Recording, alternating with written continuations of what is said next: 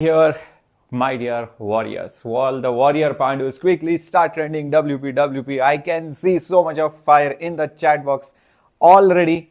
Thank you so much. Happy evening, good evening, my dear lovely warriors. I hope you guys are doing great.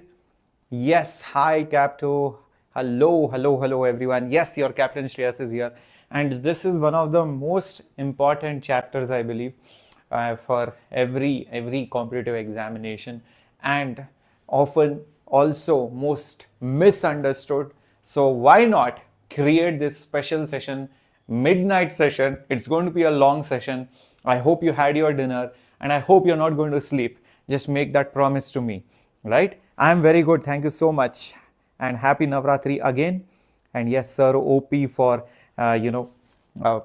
conducting this midnight class for all of you. For those of you who do not know me, here is my small introduction slide.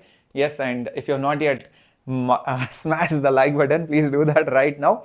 Okay, so I want full concentration because I'll be full in the flow, and yes, we will keep it very lively, very engaging with lots of examples, theory, concepts, applications, and also I'll give you an idea of how NTA will set the paper by giving you those level of questions as well.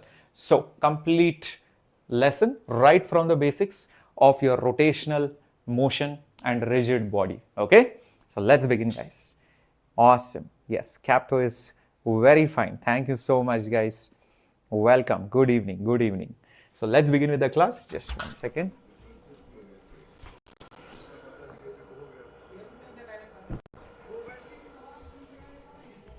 Okay, chalo. So let's begin. So what are we going to exactly start our class with? See, I'll tell you the flow of the class. We will start off with the concept of moment of inertia. Then we will go to the concept of basically, your energy. We'll go to the concept of energy, moment of inertia, energy. Then we'll go to the concept of angular momentum.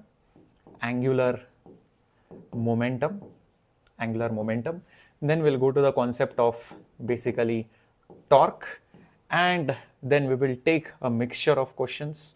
So it will be a mixture of concepts and conservation of momentum, conservation of energy, and all those things. So that is our basic flow of this particular class today. Okay, now one thing peculiar about rotational motion, and how do you distinguish with translatory motion? See, imagine you had a body like this, and you find that every single point on the body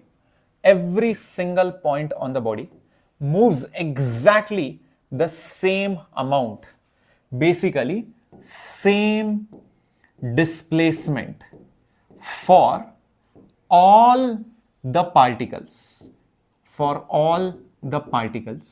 Then such a motion is basically called as your translatory motion.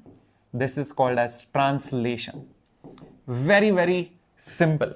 All the things should move by the same amount. For example, I have this nice water bottle with me. Imagine it is translating, it goes like this. It is translating, it goes like this. It's translating, it goes like this. Every single point moves by the same amount. If the bottle moves 3 meters, this also moves 3 meters. The cap moves this 3 meters, it should move 3 meters. Every single point should have the same displacement. Then such a motion is basically called as translational motion. But in case of rotational motion, it is slightly different. You will not see that they are moving the same displacement. Rather, every particle on such particular body, if it is a pure rotational motion, then you will see they will have same angular displacement. For example, Shreyas Sir, after teaching so much, Shreyas Sir lost his cool and Shreyas Sir is acting very weird. Shreyas Sir is rotating like this. My head will rotate by 90 degrees. My hands will rotate by 90 degrees. My trunk of the body will rotate by 90 degrees. Nose will rotate by 90 degrees. Every single particle will rotate by the same angle. So if I was here, I rotated like this. Maybe my hands moved a little bit more, nose moved little bit less, displacement wise, but angle wise, it is the same. So basically same angular displacement, then that is called as a pure rotational motion. That is called as rotational motion. Okay, rotational motion, guys. I hope this distinction is very, very clear. Everyone? Yes. So toppling, rolling, yes, we'll be doing that as well. Yep. Okay. Great. Yes. Awesome. Now, when you combine both of them, that is called, a combination of translation and rotation. For example, Shreyas Sir, after teaching so much, he is not just rotating, but he is also going somewhere and all. He is going somewhere and all. So, I am not just moving, but also I am rotating, guys. So, that's a combination of translation and rotation motion, right? So, now that you understand this particular concept, you realize one more interesting thing. Whenever rotation happens, there is a point about which it rotates. This point is what I will call, I'll put it over here in the next slide. So if I have some particular body and it rotates maybe about some particular point, all the points on that particular body move by some amount, some angular displacement like this. So that point about which they rotate is basically called as the axis of rotation. Now please mind it, axis need not be always inside the body. The axis can be even outside the body. So here the axis is outside that particular body. It can also remain inside the body.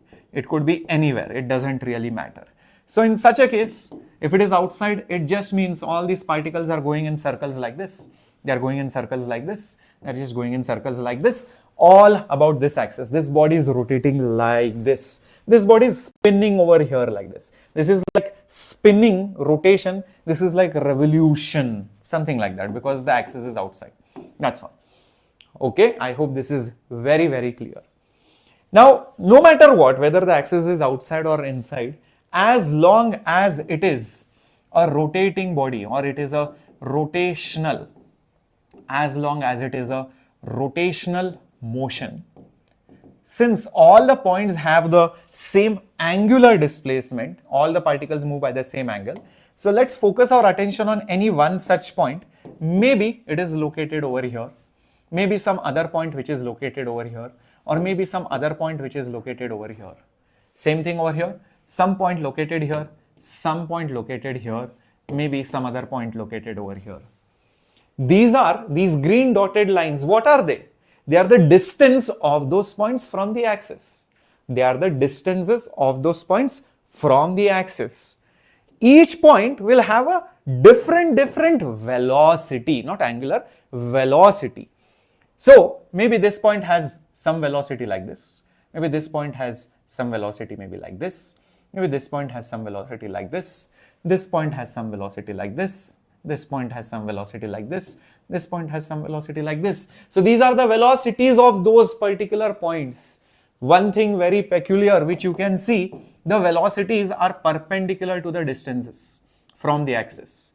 Has to be. The velocities will be perpendicular to the distance from the axis. Why? Because each point will go around a circle, and this is the radius. This is the circumference. Radius is perpendicular always to the circumference. Is that making sense to all of you? Same thing, this particle will go in a different circle. This particle will go in a different circle. But everywhere you will see the velocity will be along the circle, and this dotted lines will become the radius of that particular circle. Same thing even here, it is going around a circle. Even this is going around a circle. So all the points are going in circles, so the velocities are perpendicular to the distances which act like the radius.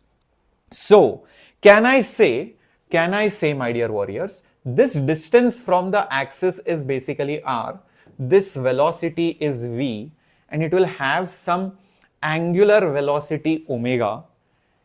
Each of these points will have some velocity v, some distance r, and angular velocity basically omega. Since it is just rotating, and all the points have same displacement in the same time, which means what will be same? Put it up in the chat box. Which will be same, guys? Yes, think about it. If they rotate by the same amount. You can always replay the same part, guys. You can just go behind and you can, if you want anything to be repeated, yeah. What will be same? Omega will be same angular displacement, which means omega is same for all particles, It's very, very obvious. And because of that, since we know V is nothing but omega into R, where did you study this relationship? You studied this in circular motion. You have studied this relationship in circular motion, right? So I can just block this off. V is equal to omega R, which also means one more thing. Since R is different, since R is basically different, can I say the velocity is also different for different particles? The velocity is also different for different particles. If R is small, velocity is small. If R is big, velocity is big. Closer the particle, the speed is less. If the particle is far away, the speed is more, which makes sense. If I rotate my hand like this, just imagine this, my hand is rotating like this. This point here is hardly moving with small velocity. This point here is having large velocity. The closer you go to the axis, the speed is small. As you go far away to the axis, from the axis, you can see the speed is more. So that's why you can see velocity is directly proportional to the distance from the axis. But what is same? Omega is same. Yeah? Yes. I hope this is clear. Okay. Parikshit, I hope this is clear. Krishna, Luru, yes, everyone. Okay. So, shall we proceed ahead? Okay. So, omega is same because displacement is same in the same time when my hand rotates, right?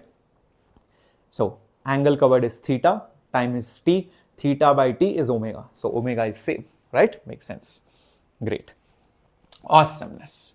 Now, let's say I give you a question based on this. You'll be like, sir, so quickly? Yes, let's say I give you a question based on this. And I tell you, listen, there is some random body over here, and it is found that there is this axis of rotation somewhere over here, and it is told to you that this particular distance is 2 meters, this is, let's say, 6 meters, and this point has a velocity, of 5 meters per second. Can you figure out what is the velocity of this point over here? What is the velocity of this particular point over here, right? Since it is a rotating body, and we can already see that this is basically our axis of rotation. Hence, the omega will be same for all. Angular velocity will be same for all. And what is omega? It is always velocity divided by the distance. Velocity divided by the distance from our axis, basically r. So, V was omega r, or omega is V by r. Therefore, omega will be equal to, speed at this point is 5. The distance from the axis is basically 2. Speed at this point I don't know. R is basically 6. Therefore, V will be equal to, take 6 on the top, 6 multiplied by 5 by 2. 6 by 2 is 3, 3 5s are 15. So, velocity is 15 meters per second. So, speed is nothing but 15 meters per second. Everybody got this? Understood? Clearo? Perfect. Awesome. Awesomeness. Now, I can make another beautiful question, and you will like this, guys. Imagine it is mentioned to you. Something like this, that hey, there is a body in this particular shape, and let's say the width of it is maybe 5 meters. The height of it is basically 4 meters. And it is also told to you that, listen, there is a point over here and it has a velocity maybe like this. Okay. It has maybe a velocity like this. And it is also told to you, that there is a point maybe somewhere over maybe here, and the velocity is like this. And nothing is mentioned about the speed or what is the magnitude of the velocity. We just know this is velocity number 2, this is velocity number 1. Can you find the axis of rotation? Can you find the axis of rotation just based on this particular information? Can you just find the axis of rotation just based on this particular information?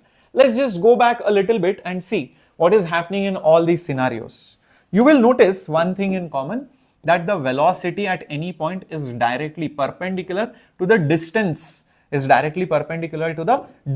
from the axis, basically r. So using this property, I have an idea that wherever the axis is, I don't know where it is, but wherever the axis is, it must be perpendicular to the velocity. That means it will be somewhere on this dotted line. It will be somewhere on the dotted line. Maybe it is here, maybe it is here, maybe it is here, or here, or here. Everybody agrees? Also, since the axis is, the line joining the axis distance is perpendicular to every single velocity, if I draw perpendicular here, so the axis will be somewhere on this perpendicular also. Now, obviously, since I have drawn both the perpendiculars, they are going to meet somewhere. Yeah, guys, don't spam, concentrate on the class. Yeah, somebody was spamming. So they will meet somewhere. Wherever they meet is the exact location where the axis must be. Hence, the axis is basically the point of intersection of the perpendicular which was drawn to the what? To the velocity vector. So this was the velocity. I drew a perpendicular here. Wherever they intersect, that's the common point where the axis must be. Is that making sense, everyone? Got it clear? Very good. Awesomeness. Now, not just that. Imagine you want to find the speed of any other point. All you need to do is just, let's say I want to find the speed of this point. So this is basically your r, and the velocity at that point would be exactly like this. It would be perpendicular to this. Any point, you just draw the line, perpendicular will give me the velocity at that point. Is this concept of axis of rotation, velocity and omega absolutely clear in your head? Give me a thumbs up, smash the like button if you have not yet marked your attendance, subscribe to the channel as well. Okay, done, understood, clear. And yeah, before I forget, one quick information, guys, regarding the MVSAT examination. In case you do not know about this, let me quickly tell you. The link is there in the description box below. Just open up the MVSAT registration site, because the online MVSAT scholarship test is going to start from 10th of October. Offline is almost over, still remaining in few cities. You will be competing with lakhs of students. You will be also getting prizes as well as scholarships up to 100% on many Vedantu courses which you eagerly want to enroll. If you are just enrolled, you will get a refund of that scholarship amount, so don't worry. And study material for those who attend the test, online, offline, wherever. And there is also a lot of goodies to be won, lot of prizes to be won. So guys, report card will be given to you, a proper ranking with detailed analysis. So don't want to miss this opportunity. Make sure you are registered for the MVSAT. Link is there down in the description box. Open that link, register with your mobile or email and all those things. It's very simple. It will hardly take a minute. Okay. So just reminding you, because or else you will forget this and suddenly that exam will go. It's free of cost and you'll be like, I could have just given that one something, known where I stand, because exam is just around the corner. Okay, awesome guys. Perfect. Now that we have understood till this particular point, let's move ahead to the next interesting thing. And we will come to something very cool and you will be like mind blown after whatever I'm going to do over here. Okay, so get ready for this. Say for example, there is a mass and it moves with some velocity. the kinetic energy of that particle is going to be half mv square. This is basically our kinetic energy of a translating mass, But since we are doing the chapter of rotation, you will be like, sir, what is the rotational kinetic energy? Okay, so let's come to that. Now there is a small problem with rotational energy. You will be like, sir, what is the problem, sir? Okay, I will show it to you. Imagine, okay, 1 second. Imagine this is our body. Okay, this is our body. Let me also show the axis of rotation. Let's say the axis of rotation is this one.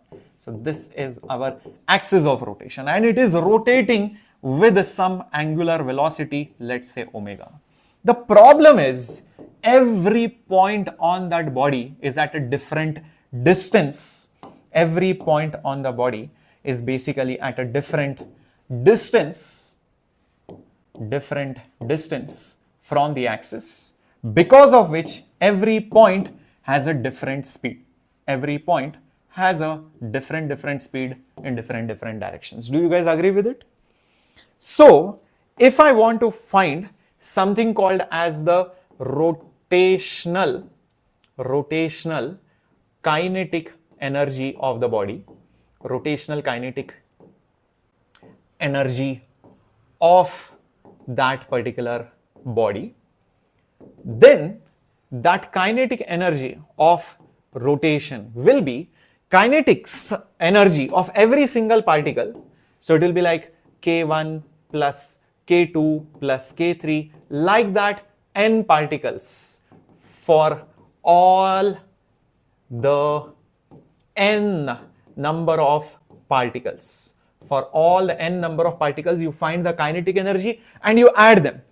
Some will be K1, K2, K3, K4, K5, K6, like that. You add all of them, you will get the total kinetic energy of the body. Why K1, K2, K3 are different? Because, you know, each point is at a different place. Mass could be different, speed could also be different. Everybody gets this. Okay, sir, what is the value of K1, sir? The value of K1 is, maybe this point mass has a mass m1, the speed is v1. Mass m2, speed is v2. Like that till the last term, mn vn square. Mn vn square. Like, okay, sir, what is next, sir?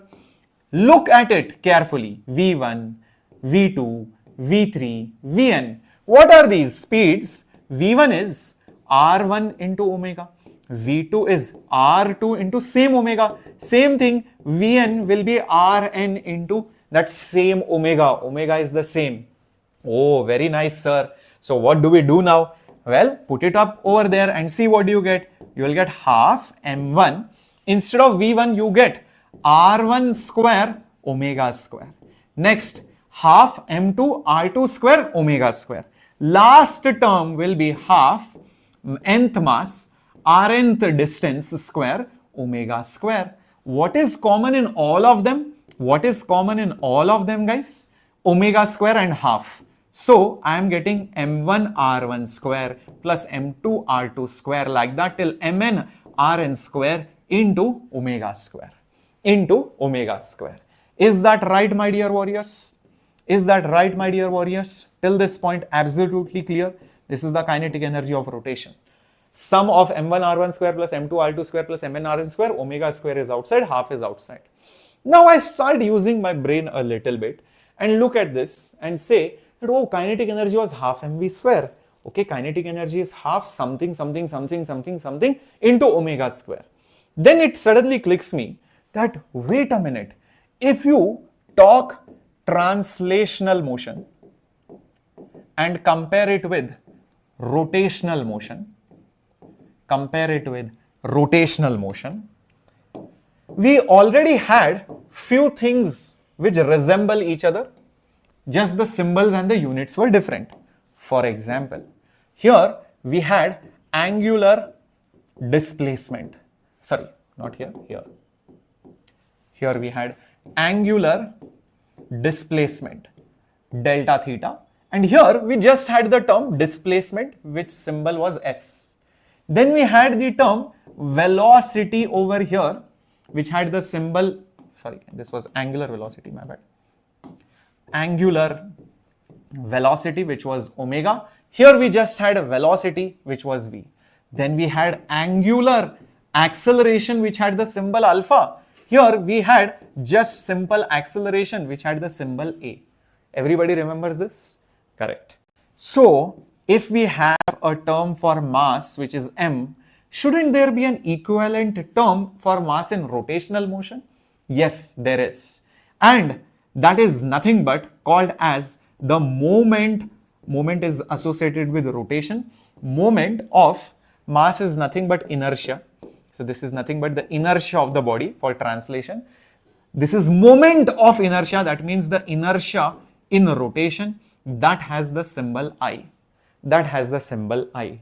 And the best way to see that is the kinetic energy of translation. If it is half mass into V square, the kinetic energy of rotation will be very identical. Instead of velocity, I will get angular velocity. Instead of velocity, I get angular velocity. Instead of mass, I should get moment of inertia. So instead of half mass V square, I get half I omega square. Oh, wait a minute, sir. That means this term inside the bracket, what should it be? What should it be, guys? Yes, it's the mass equivalent, mass analog. Yes, it's the equivalent of mass, but in rotation. So this term over here is the moment of inertia. This is how the definition of inertia comes into play for rotation. If you thought, sir, how did that person realize the formula is m1 r1 square plus m2 r2 square, etc.? Well, this is how that person realized. I hope this is absolutely clear. Everybody with me? So this is the kinetic energy of rotation. Obviously, the kinetic energy of translation. This is the kinetic energy of translation is half mv square. As simple as that. So this brings me to the main point, which is the moment of inertia. Moment of inertia. This moment of inertia, symbol is capital I, is the equivalent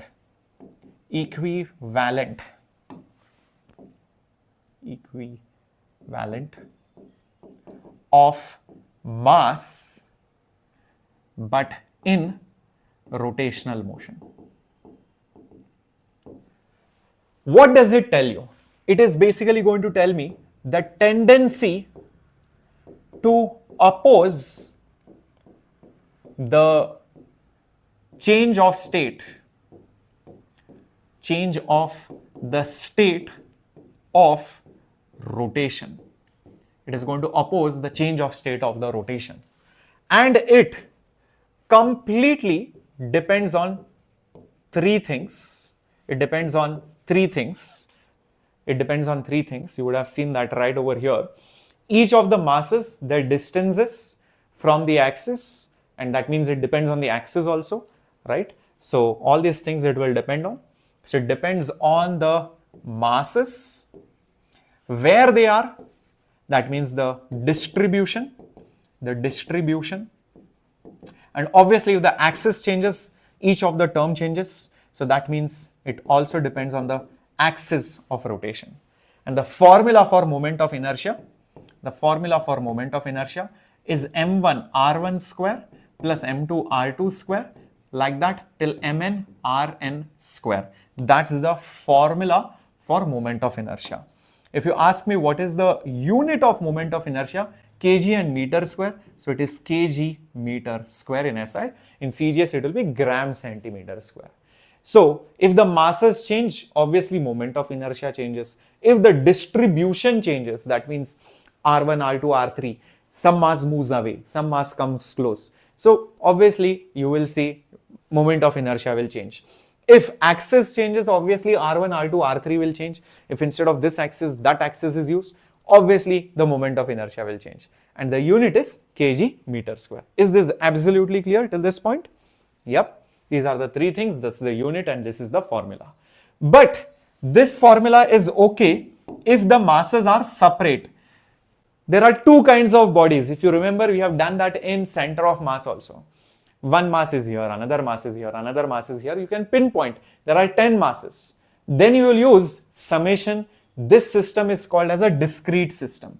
This is called as a discrete system because you can count the number of particles. There are 5 atoms rotating. There are 5 point masses rotating. There are 50 masses rotating. Fine, you can use this. But imagine I'm rotating this bottle.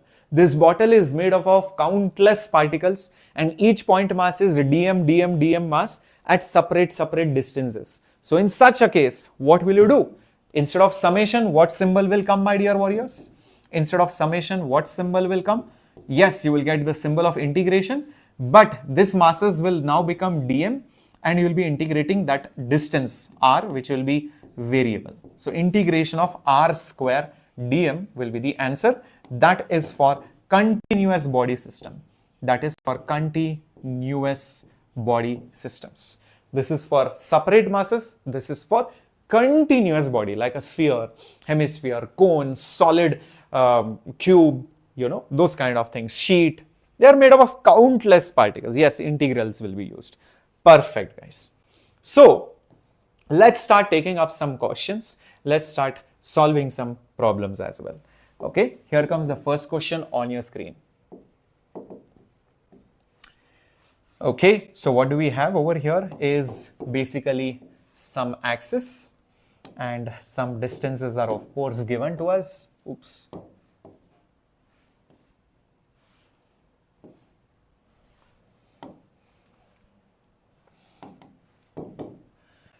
This is 2 meter, this is 2 meter, this is 1 meter, or this is 3 meter, this is 1 kg, this is 2 kg, and this is 3 kg. These are the distances. This was the axis. It is given that it is rotating like this. So the question is, find the moment of inertia. Question is, find the moment of inertia of this particular system. Moment of inertia tells you how much it does not like to change its state, just like I told you over here. It is the tendency to oppose the change of state. If I try to rotate it, it doesn't like. How much does it not like? How much does it oppose the tendency? That is called moment of inertia, the equivalent of mass, but for rotation. Right. So let's try to solve this question, my dear students. You can see there are countable number of particles, so obviously summation symbol will be used. So in this case there are 3 masses, so it will be m1r1 square plus m2r2 square plus m3r3 square. 3 masses, enough. Okay, mass number 1 is, let's say, this guy, so it is 3 kg, distance is 2 meter. Second mass, it is basically 1 kg, distance is 3 meters. Next mass, mass is 2 kg, distance is 1 meter. So square it, right? So 3 kg, 2 square, 1 kg, 3 square, 2 kg, 1 square. Perfect. 2 square is 4, 4 3s are basically 12. 3 square 9, 9 into 1, 9. 1 square 1, 1 into 2, 2. So 12 plus 9, that's 21, plus 2, that's going to be 23 kg meter square. 23 kg meter square. Yes. Got it, my dear warriors? Perfecto. Yes, 23 is the correct answer. Many of you got it. Awesome. Awesome. Great. Let's go to the next question. Let's go to the next question. It's a very interesting question. Let's see if you guys can figure this out. I will give you 3 or 2 some situations and you have to just compare which has more moment of inertia or less moment of inertia. That's all. Okay. This is situation number 1. This is situation number 2. This is situation number 3. In situation number 1, this is R, this is M. This is 2R, this is 3M. Situation number 2, this is R, this is M. this is 2r, this is 3m. Situation number 3, m is over here, and you can see 3m is again on the axis. 3m is again on the axis. Compare their moment of inertias. That's the question. Compare their moment of inertias. That's the question. Come on. Put up that symbol equal to, more than, less than, whatever you think it is. Whatever you think it is. It's just that some positions have been changed. That's all. The places have been changed. The locations have been changed. So what do you think is the correct comparison for the moment of inertia? Over here, even if you measure the moment of inertia, or over here, the thing is, I think it will be equal. I1 and I2 will be equal, because it will be just m distance square plus mass into basically distance and then square. Nothing else. How does it matter whether this 3m mass is here, or this mass m is here or here? How does that side matter? It won't matter at all. So guys, I1 and I2 will be equal. But if you look at the moment of inertia of the third mass, well, the r is only 0. So m into 0 square plus 3m multiplied by 0 square. So actually it is 0. So very, very obvious answer now. I1 will be equal to I2, which will be more than I3. I3 equal to 0. That is the correct comparison. Is that right? Everyone with me? So it's not that 1 is more than 2, or no, 1 and 2 are actually the same. Yes, so the side does not matter. Okay, so the side, which side they are, that really does not matter. Keep that in mind. Great. So that is how moment of inertia works. Now, let's do another question, guys, coming up on your screen. Let's do another question. Let's see if you can solve this question. The question is as follows. There is a mass m over here, and it is separated by another mass of mass, let's say 3m over here. The question is, find the moment of inertia about the center of mass. That is the question. You have to find the moment of inertia about which point? The center of mass. About the center of mass. A very, very interesting question. Yeah, even if you guys are joining in late and joining in new to the channel, first of all, subscribe and like the video so that next video, next class of Shreyas Sir, you don't miss, number one. Number two, even if you're joined in late, don't worry, you can watch the previous part as a recording, okay? Just make sure you're attending the live. In case you do not have any idea about the topic, then even in the live class, you can go behind and start watching from the beginning, because that option is there on YouTube. Okay, so how do we do this question? Moment of inertia about center of mass. Let's try to understand the problem first. Where is the center of mass? The center of mass will be somewhere over here, more closer towards the bigger mass. That's what it is. But how much is this distance going to be? And how much is this distance going to be? I do not know that. Without finding R1 and R2, I can't proceed and solve the problem at all. So first step is to find what is R1 and what is R2. How do I find that? It's completely up to you guys. I mean, you can use different methods. Let's say you consider the origin only to be the center of mass. Let's say you consider the origin to be the center of mass, right? So if you do that, this is our x-axis, okay? This is our y-axis. This is our origin. So as per the definition of center of mass, x coordinate of the center of mass will be m1 x1 plus m2 x2 divided by m1 plus m2. That is the formula. What is the x coordinate of the center of mass? The origin itself. So it is 0. What is mass number 1? 3m. What is the x coordinate of it? It is basically r1. What is mass number 2? It is basically m. What is the x coordinate of it? It is basically r2 but with a negative sign. It's on the other side. And the whole thing divided by m plus 3m. Perfect. But it doesn't matter. Numerator has to be 0. So therefore, just shift this guy over here. So m r2 will be 3m r1, or rather R2 will be 3 times of R1. R2 will be 3 times of R1. But you don't know what is R1. So what do you do now? Next step, just check that out. R2 plus R1. This plus this is the total distance. So it is equal to R. That's about it. And R2 is nothing but 3 times of R1. So therefore, R1 is nothing but R by 4. If R1 is R by 4, that also means R2 will be 3 times of R1. So it will be 3 times of R by 4. So I got the values of R1 and R2. Now I can proceed with the problem. Finally caught up, some of you. Very good. Yes. Not 2 by 3. Some of you thought it would be 2 by 3. No. So it is not. It is basically R by 4 and 3R by 4. Let's use that over here now. So R1 is R by 4. This is R by 4 and this is 3 times R by 4. So moment of inertia will be first mass 3m, distance R by 4 square plus second mass m. Distance doesn't matter positive, negative, it is anyways going to get squared. That's one big difference with center of mass. In center of mass, positive negativity matters because it is x1, x2 coordinates. But in moment of inertia, they are anyway squared and they are distances which are always going to be positive.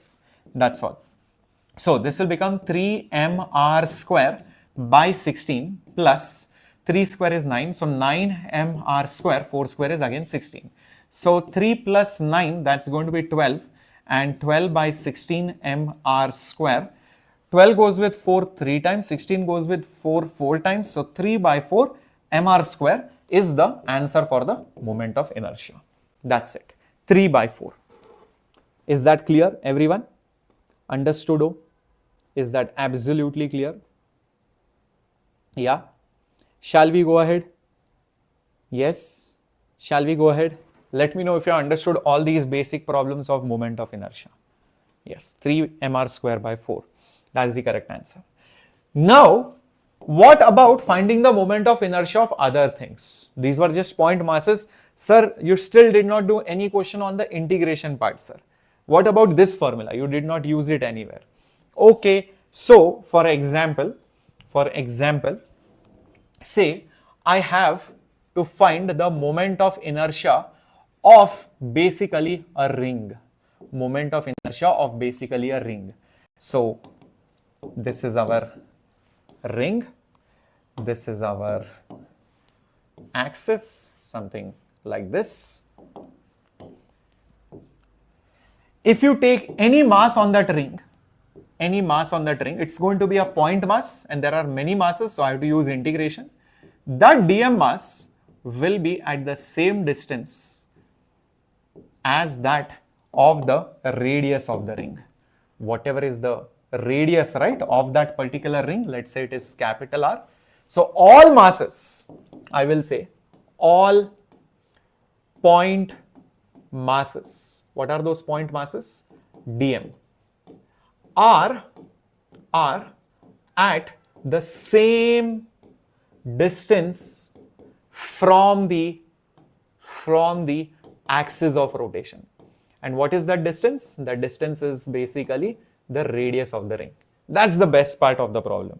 So when I use this, I is equal to integral r square dm, the problem becomes very easy. Small r is capital R and capital R is same. So integration demands us to bring it outside the symbol. So that's it. It will be just integration of dm. Integration of dm signifies I'm adding all the masses on the ring, which boils down to basically the mass of that ring, which is nothing but capital M or small m or whatever it is. Okay, so if the symbol is m, so hence the moment of inertia of the ring will become mr square. So this is the moment of inertia of a ring. Very, very important, guys. And this comes via simple derivation of the integration. Is this absolutely clear, everyone? Is this absolutely clear, everyone? Very good. Now, if this much is understood, then can we also find the moment of inertia of basically a rod, moment of inertia of basically a rod. Let's try that out. So let's say this is a rod like this, and let's say somebody is rotating about this particular axis, okay, in this particular manner. This is the mass m and the length of that rod is basically L. I want to find the moment of inertia of that rod. Again, the rod is made up of many point masses. The rod is rotated about its end. So what do I do? I'll take a point mass. That point mass is dm and the distance from the axis is basically, let's say, x, or let's say basically r, doesn't matter, r. So the moment of inertia totally is integral r square dm. But the problem is I can't integrate this. This is r, this is m. I can't integrate r with respect to m. I hope this is absolutely clear, everyone. Just one second.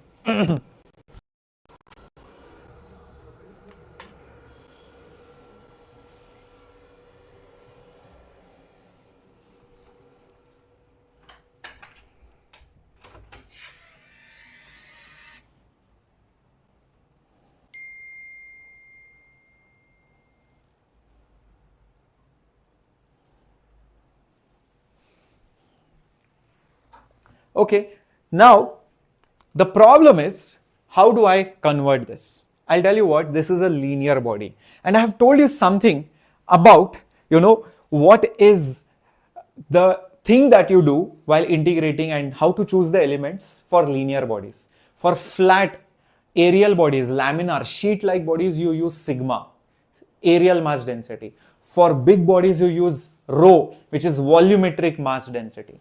For wire-like objects, you use linear mass density. Remember this? Yes, linear mass density. Yes. So, guys, that means I have to use this symbol, lambda, which is nothing but dm by dr, mass per unit length, which is also the total mass upon the total length.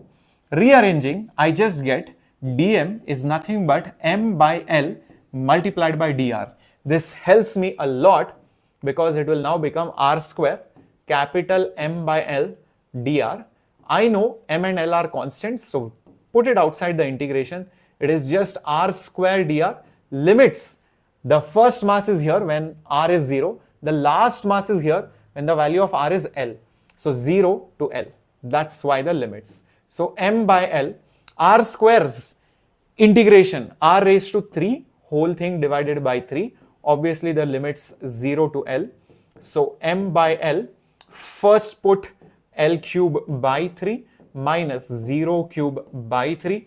Anything minus 0 is anything. So L cubes L will cancel. I will be left with L square. So ml square by 3. That is the moment of inertia of that particular rod about the end, at the end of it. I hope this is absolutely clear. So this is how the integration is performed. Now, you will be wondering, sir, do I have to do this integration for all the things? No. You should have an idea how it is done. That's enough. They won't ask you derivations, obviously. Now it's an objective exam. So you should just remember the formulas. That is more important. Okay. So we'll come to the formulas. Okay. And what are those formulas for all the simple geometries that you have? First of all, the moment of inertia of a ring. Then you have moment of inertia of a disc. Moment of inertia of a ring. Moment of inertia of a disc. Then you have moment of inertia of a hollow sphere. Moment of inertia of a solid sphere. And lastly, the moment of inertia of a rod. Now, guys, very straightforward. Moment of inertia of a ring is nothing but mr square. Moment of inertia of a disc is mr square by 2. Moment of inertia of a hollow sphere is 2 by 3 mr square. Moment of inertia of a solid sphere is 2/5 of that mass into the radius square. And moment of inertia of the rod is nothing but ml square by 12. Now I know you will be like, sir, you just found out that it is ml square by 3. How come you are writing ml square by 12? I'll tell you why. Because the axis is the central axis. This axis was at the end. So when you measure it about the center, that means you take a rod and rotate it like this. Not rotate it about its end. No, but you take it over here and then rotate it about its center. Then the formula will not be ml square by 3, it is ml square by 12. So it's very important that you know about which axis each of this body is being rotated. So first of all, let me just show all the bodies over here. This is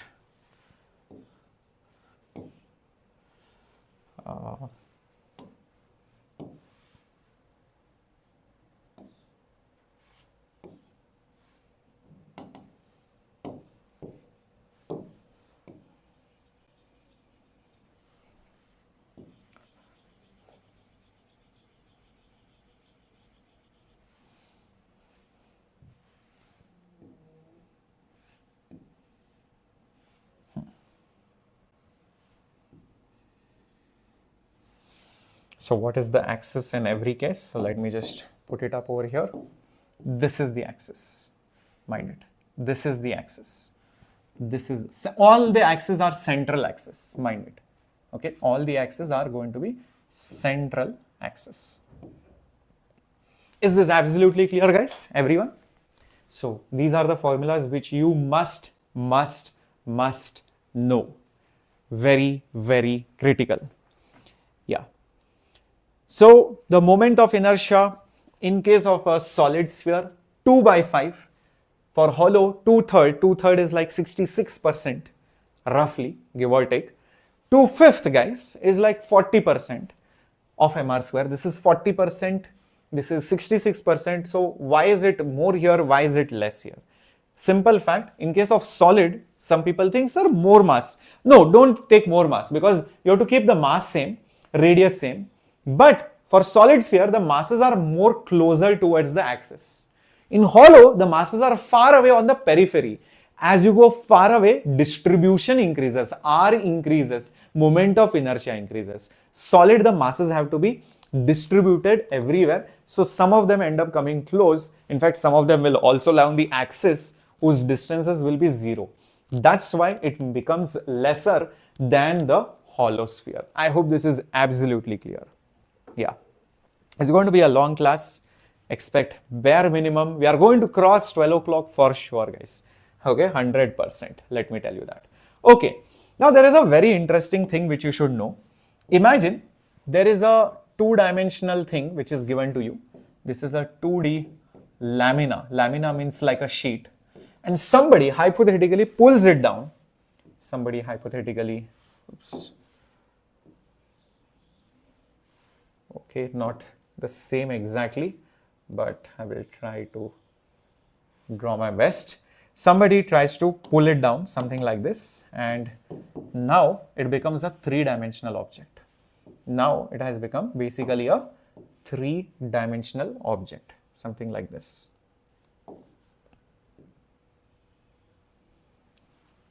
From 2D, it has become 3D.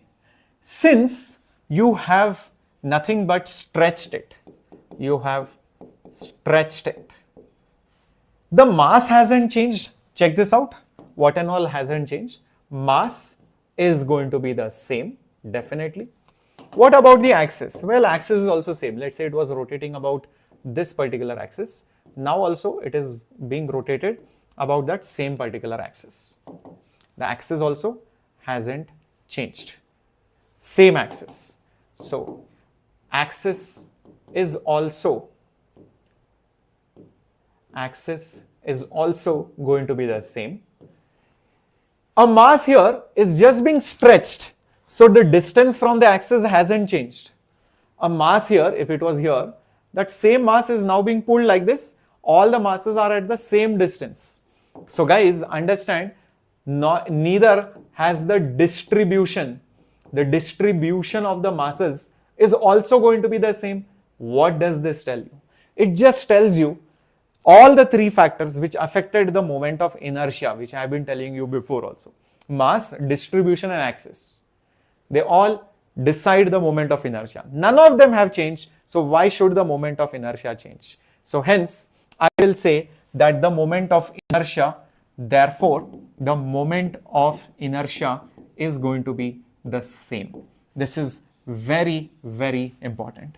The moment of inertia is going to be the same. So if this had some formula for moment of inertia, let's say this was I1, let's say this is I2, this I2 will be equal to I1. That's it. Both of them will be the same. You know what is the best part about this? Let's go back. What happens if somebody pulls a ring? What happens if somebody ends up pulling a ring-like structure into three-dimensional structure? What will it look like? Can anybody guess? If somebody pulls a ring into basically something like this, what does it look like? It looks like a hollow cylinder. Hence, the moment of inertia of a ring and the moment of inertia of a hollow cylinder is exactly the same.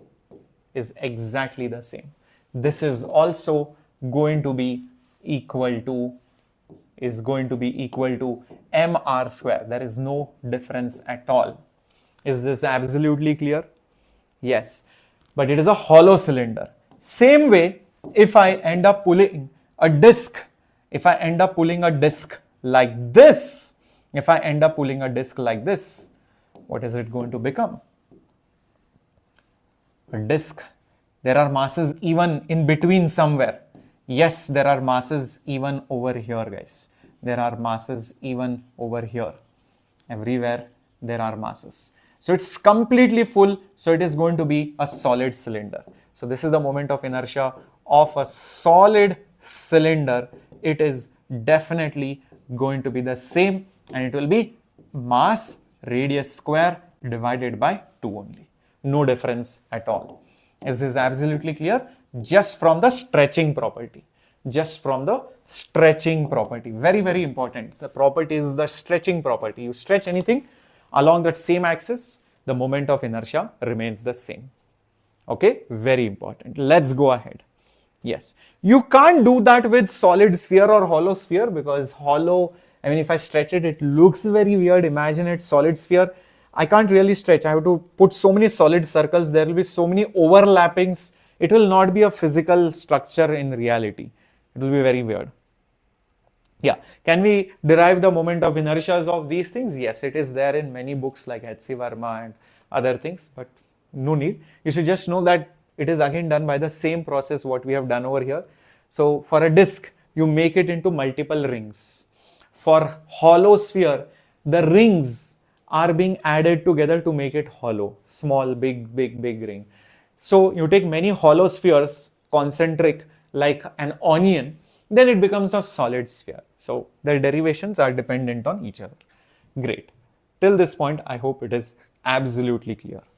So let's see if you guys can figure this out. Very interesting question. If a disc of aluminium, these days on the reels, there is one lady who is called as the aluminium lady. Very interesting lady. She sells houses. I don't know how many of you have checked out the reels and the shots. Okay. So the way she says aluminium is very, very fancy. If a disc of aluminium is having a moment of inertia of I,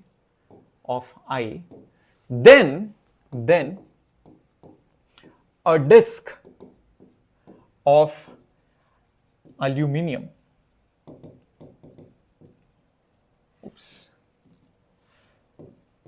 of double the radius is question mark. How many times of that old moment of inertia? Come on. Yes. Okay guys, concentrate on the class. Other questions later on, maybe in the comments. Concentrate, because it's going to be a long class. I cannot deviate from the class too much. If it's a 1-2 hours class, fine, but this is going to be a really, really long class. Yes, so what is it going to be? Let's find out.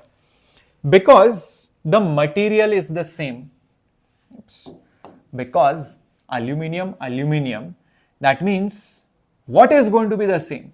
It's the density which is going to be the same. Density is going to be the same, but which density? It's a disk. A disk is a flat object, sheet-like object. So the quantity which you should refer to is mass per unit area. So this is going to be areal density. Areal density is going to be the same. Now, as per this, sigma will be the same. If the original mass is m, radius is r. So mass per unit area will be mass by pi r square. Second time, I don't know what the mass is, so I'll just put it as m1. The radius is double, so 2r square. So what will happen now? Pi cancels. M by r square will be m1 by 4r square. R square also cancels.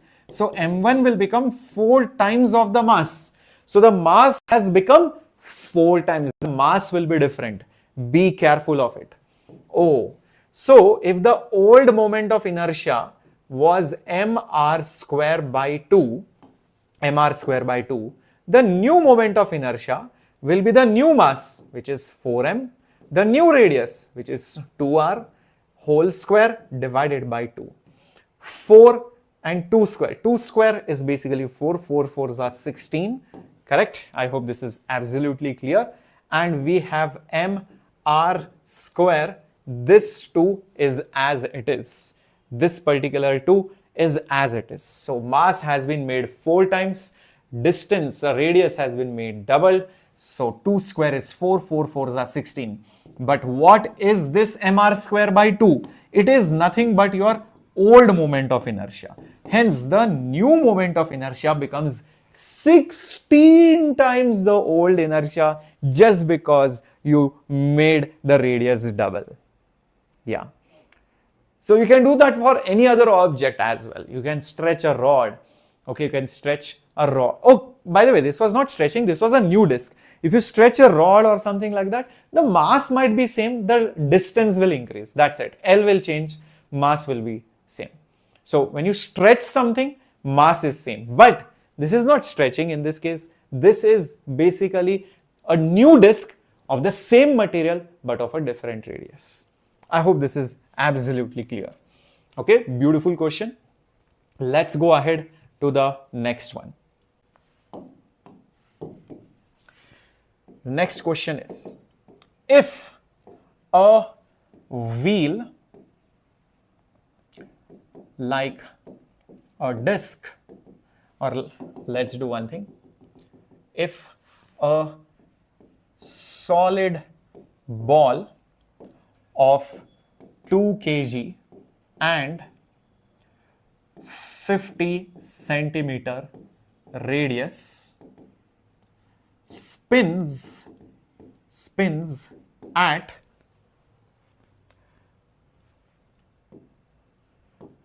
50, or let's say 20 pi radians per second, find its rotational kinetic energy. Find its rotational kinetic energy. Let's see if you can figure this bit out. To find the rotational kinetic energy, I think I had given one formula just some time back. The rotational kinetic energy is half I omega square. Okay, so I just need to find moment of inertia. All right, and then my job is done. Okay, so what is the moment of inertia of a solid ball? It is 2 by 5 because it's a solid sphere. For solid sphere, I just told you it is 2 by 5 mr square. Okay, so it is 2 by 5 m into r square. And kinetic energy is half I omega square.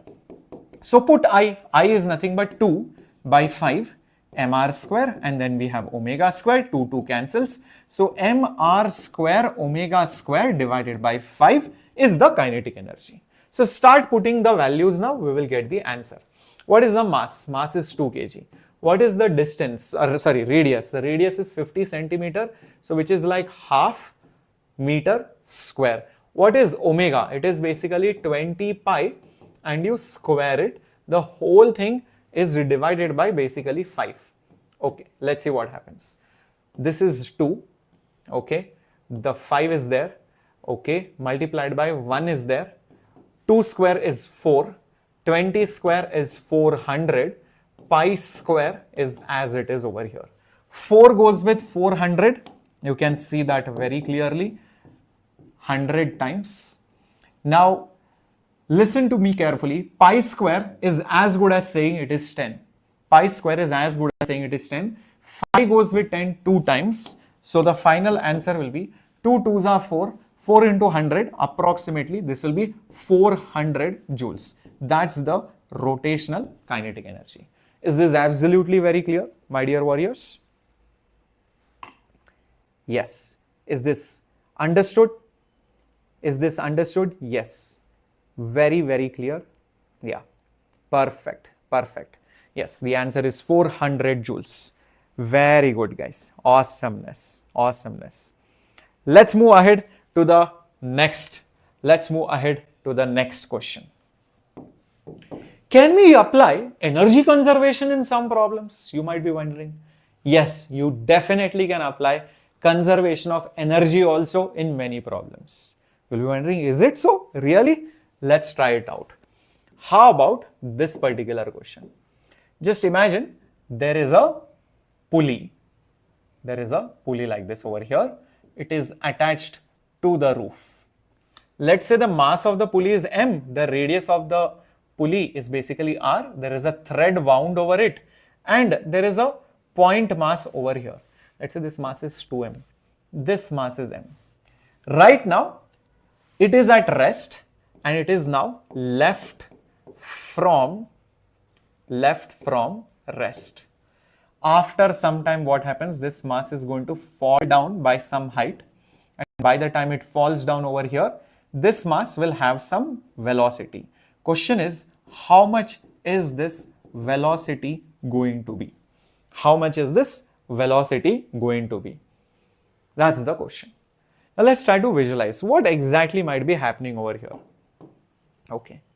When this mass falls down by some particular height and this mass comes over here, when it has some velocity, do you think this pulley, which is having some mass and the thread is wound over it, do you think it will stay quiet?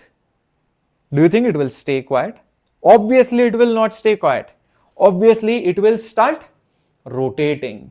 So when this is going down with speed v, don't you believe that this pulley will also have some angular velocity, guys? Definitely it will have some angular velocity. Now, if this is clear, are these two going to be related to each other? Will this v be related to omega? Think logically, guys. It will be, in fact, because if you look at the pulley, all the points on the circumference will be going like this, like this, like this, like this. And the same point will continue over here in that thread going like this. V, V, V, V, V. And what is V? V is nothing but it will have some angular velocity. So it will be omega into R. So 100% V is related to omega. That is also clear. Oh, okay. Now let's think. When this mass comes down, what is it losing? What is it exactly losing? Think about it. Yes, it's loss of gravitational potential energy. Whom? In that particular mass m. Where is it going?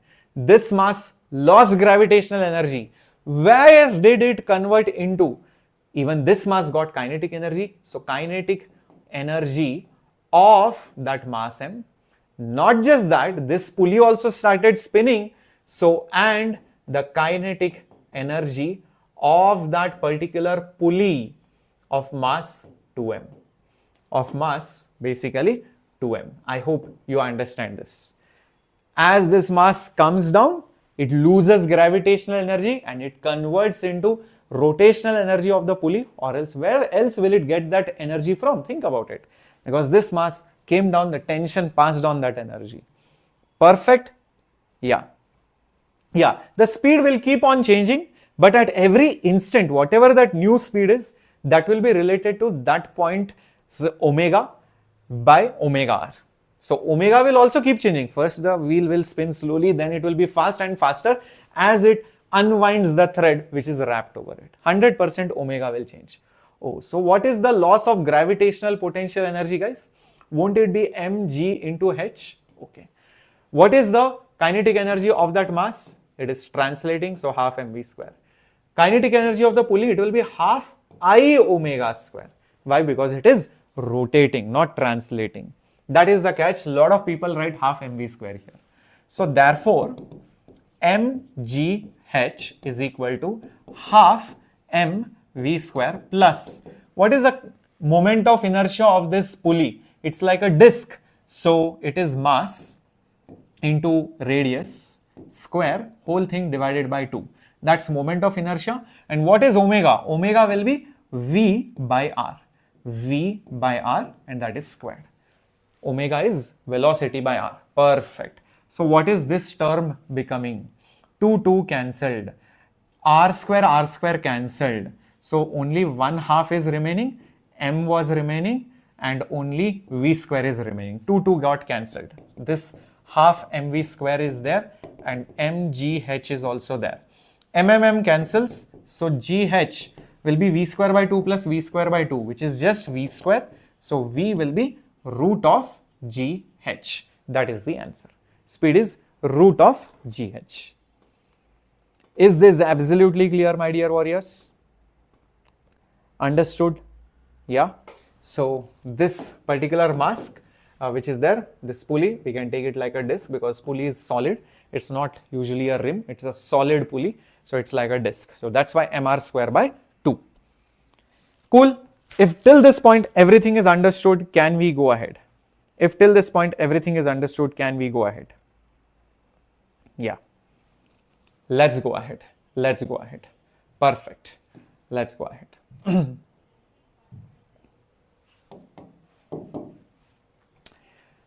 Now we have found out moment of inertia of all the simple geometries which are there in our syllabus, be it a ring, be it a solid cylinder, be it a hollow cylinder, all these things. Okay, we can try some more geometries also by using some properties and some theorem. Let's see first of them. The first of them, very interesting. One very interesting variation which comes is this one.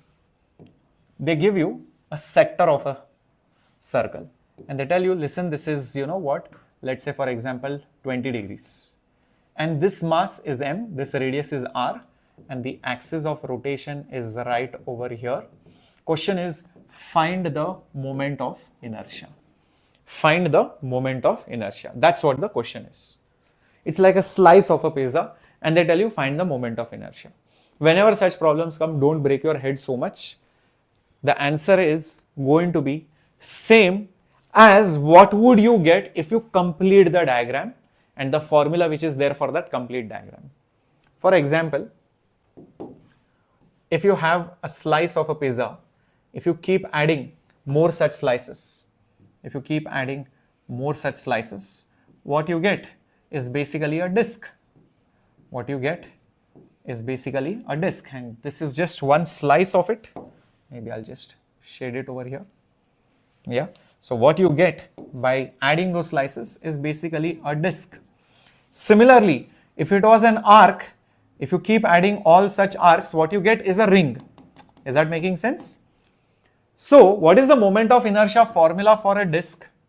It is nothing but mr square by 2. So the answer for this, irrespective of this angle, will also be mr square by 2. Yeah, the mass which I am considering is only of this part, not the whole thing. And there is a very easy way to do this. I'll tell you how. Imagine if the moment of inertia of that one slice is I, if let's say there are n number of parts, if I keep adding them, n times of I will be the moment of inertia of that complete disk. This guy, if I add them, I should get the moment of inertia of the entire disk. Everybody agrees this? Okay. So what is the moment of inertia of the complete disk?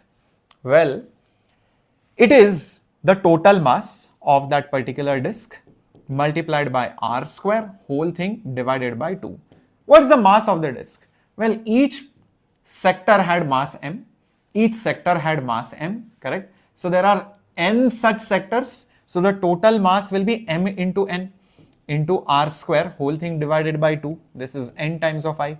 N will cancel. What is the formula? It is m r square divided by 2. This mass is of a sector, radius anything, and this is the moment of inertia of that sector. So the formula won't change, hence the answer is still the same.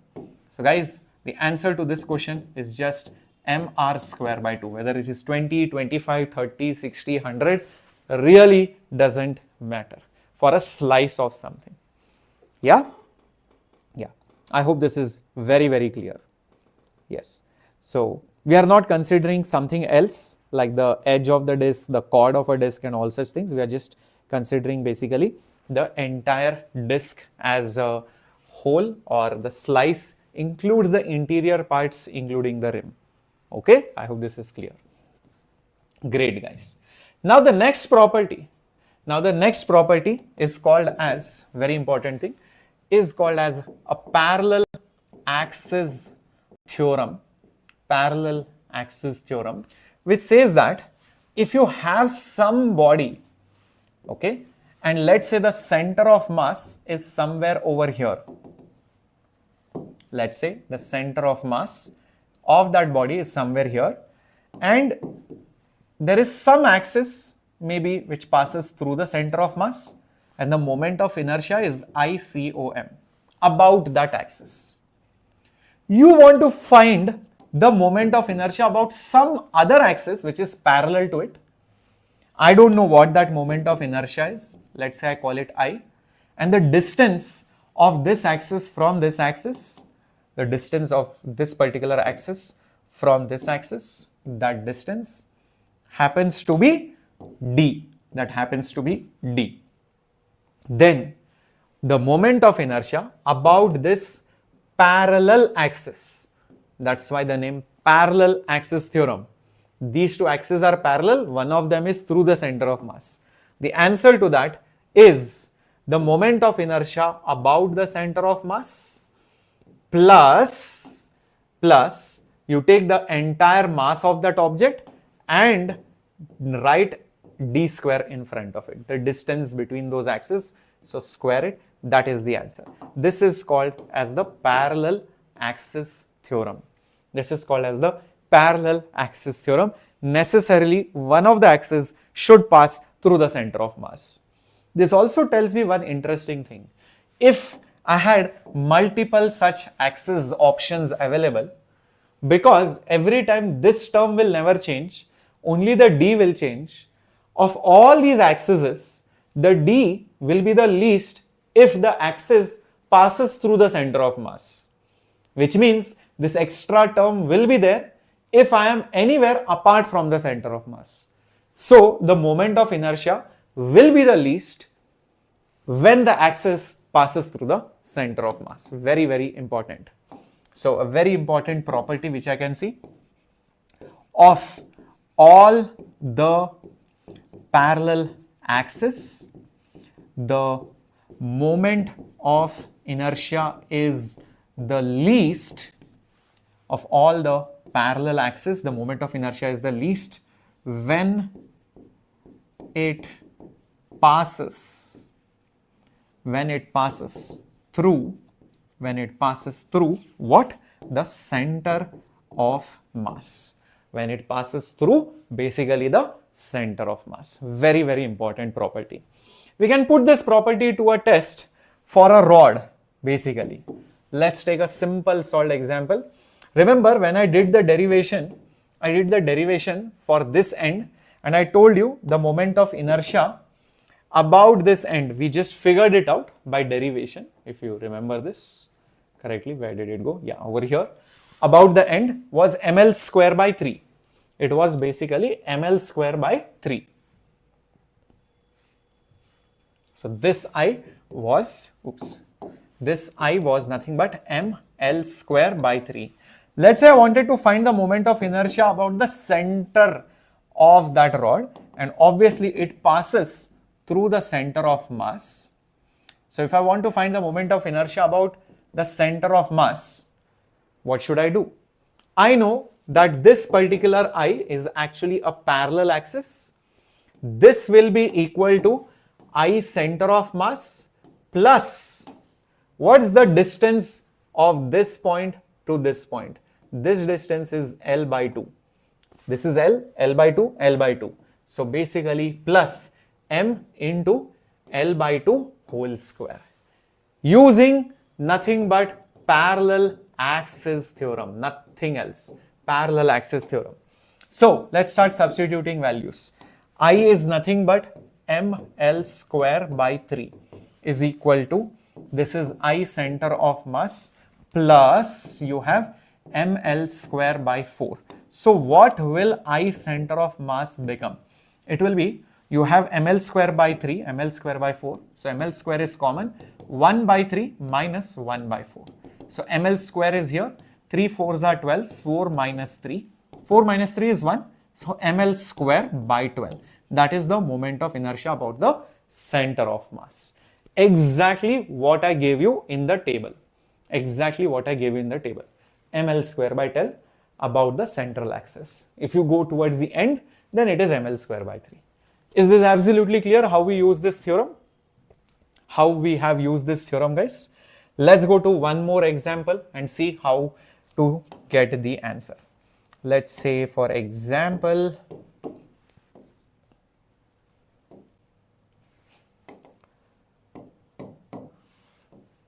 oops.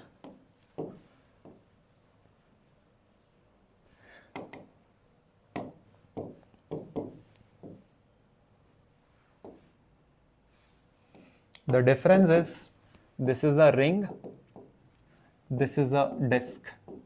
Where is the axis? The axis is at the end, passing through the periphery, the circumference. It is perpendicular to the plane of that figure. Question is, find the moment of inertia. Obviously, in order to find the moment of inertia, we need some another axis because it's not your regular axis. The axis which I know the moment of inertia about is the axis which passes actually through the center of mass. And in this case, this axis has a moment of inertia of mr square. This has moment of inertia of mr square by 2. So, if I add to it this distance, which is basically r, so m distance square. Here, again, this distance is basically r. So, mass of the body into r square.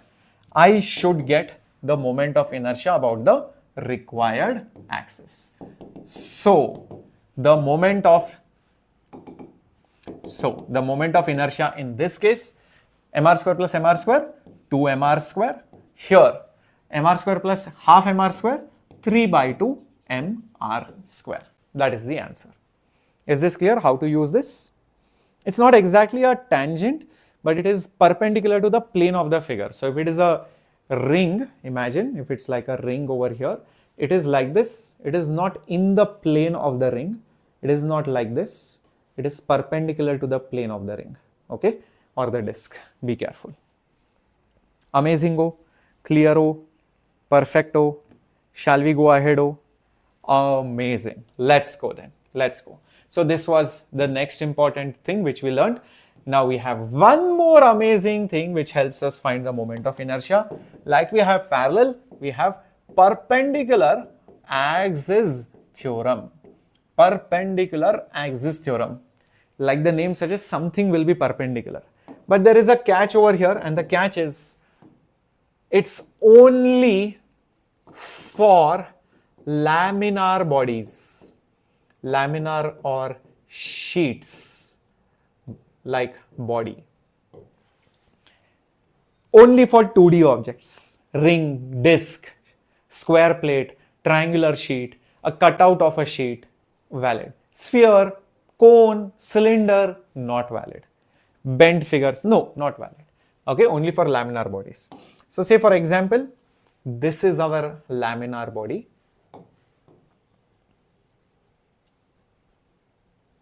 This is our laminar body. Like the name suggests, perpendicular. So we need to have perpendicular things over here. So the first axis is like this in the plane. Second axis is also in the plane. Need not pass through the center of mass or anything. It could be anywhere, guys. So don't get confused and think that it should be the center of mass. So these are the two axes which are in the plane. So I will call this as, let's say, I1, and this is basically I2. So I1 and I2 are basically the moment of inertia about the axis in the plane. You take another axis which is perpendicular to the body but necessarily should pass through the intersection point. This is our perpendicular axis. So I perpendicular is nothing but the moment of inertia about a perpendicular axis to the body.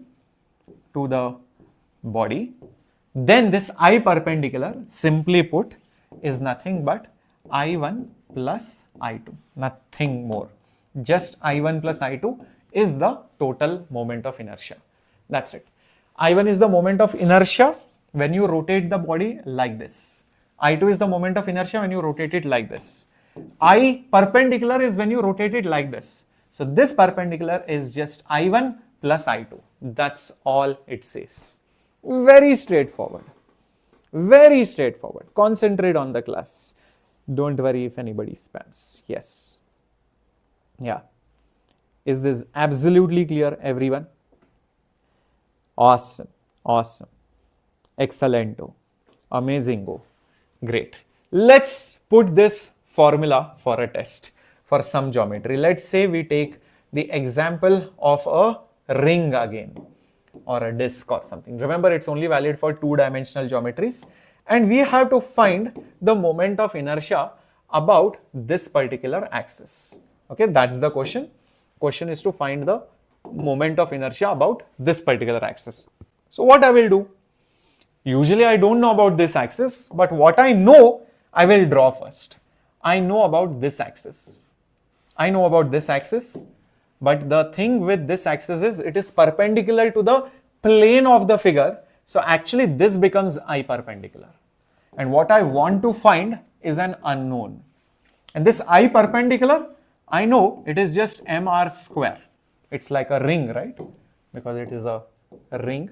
So definitely it is just mr square. Okay. What then? I need, for applying perpendicular axis theorem, I need 3 axes. All 3 are perpendicular to each other. In the question solution, I just have 2. I need 1 more. So why not draw an additional axis which is in the plane like this? Best part, if this is the diameter, even this is the diameter. In fact, there are so many diameters. So guys, if this has inertia I, even this will have that same inertia I only. There is no difference at all. Is that obvious or not? So hence this should be equal to I plus I, which means it should be equal to 2I. Therefore, I will be mr square by 2. It is nothing but mr square by 2. Is this clear, everyone? Yes. Why only 2D geometries? It's because the way it is derived. So when the derivation is understood, then you will understand why only for 2D it doesn't work for 3D. So it comes in the derivation. Okay. So there are some assumptions which you do, and you'll see the moment it is 3D, something extra term will come, and that's why it fails for 3D geometries. So it won't be just I1 plus I2. It will be I1 plus I2 plus some complicated integration. So we keep it simple for 2D geometries only. Let's take another example, guys, a very beautiful example. Now this is a disc, but notice where the axis is. It is basically tangential over here, and you have to find the moment of inertia. You have to find basically the moment of inertia, and it's a disc. Now you'll be like, okay, this is slightly weird. What do we do now? Don't worry, you have to do it in multiple steps. What do you know? You first draw. Whatever you know, right? You first draw it. I know the moment of inertia about this axis. Okay, so I will draw this one first. Okay, so moment of inertia is known for only this axis. How much is that moment of inertia? That also I will draw. That moment of inertia, because it's a disk, it is mr square by 2. How do I find it about the tangent in that same plane? So if it's a disk, the axis is tangential in the same plane. I need to do one thing though. I need to know what is the moment of inertia about this axis. These two are parallel.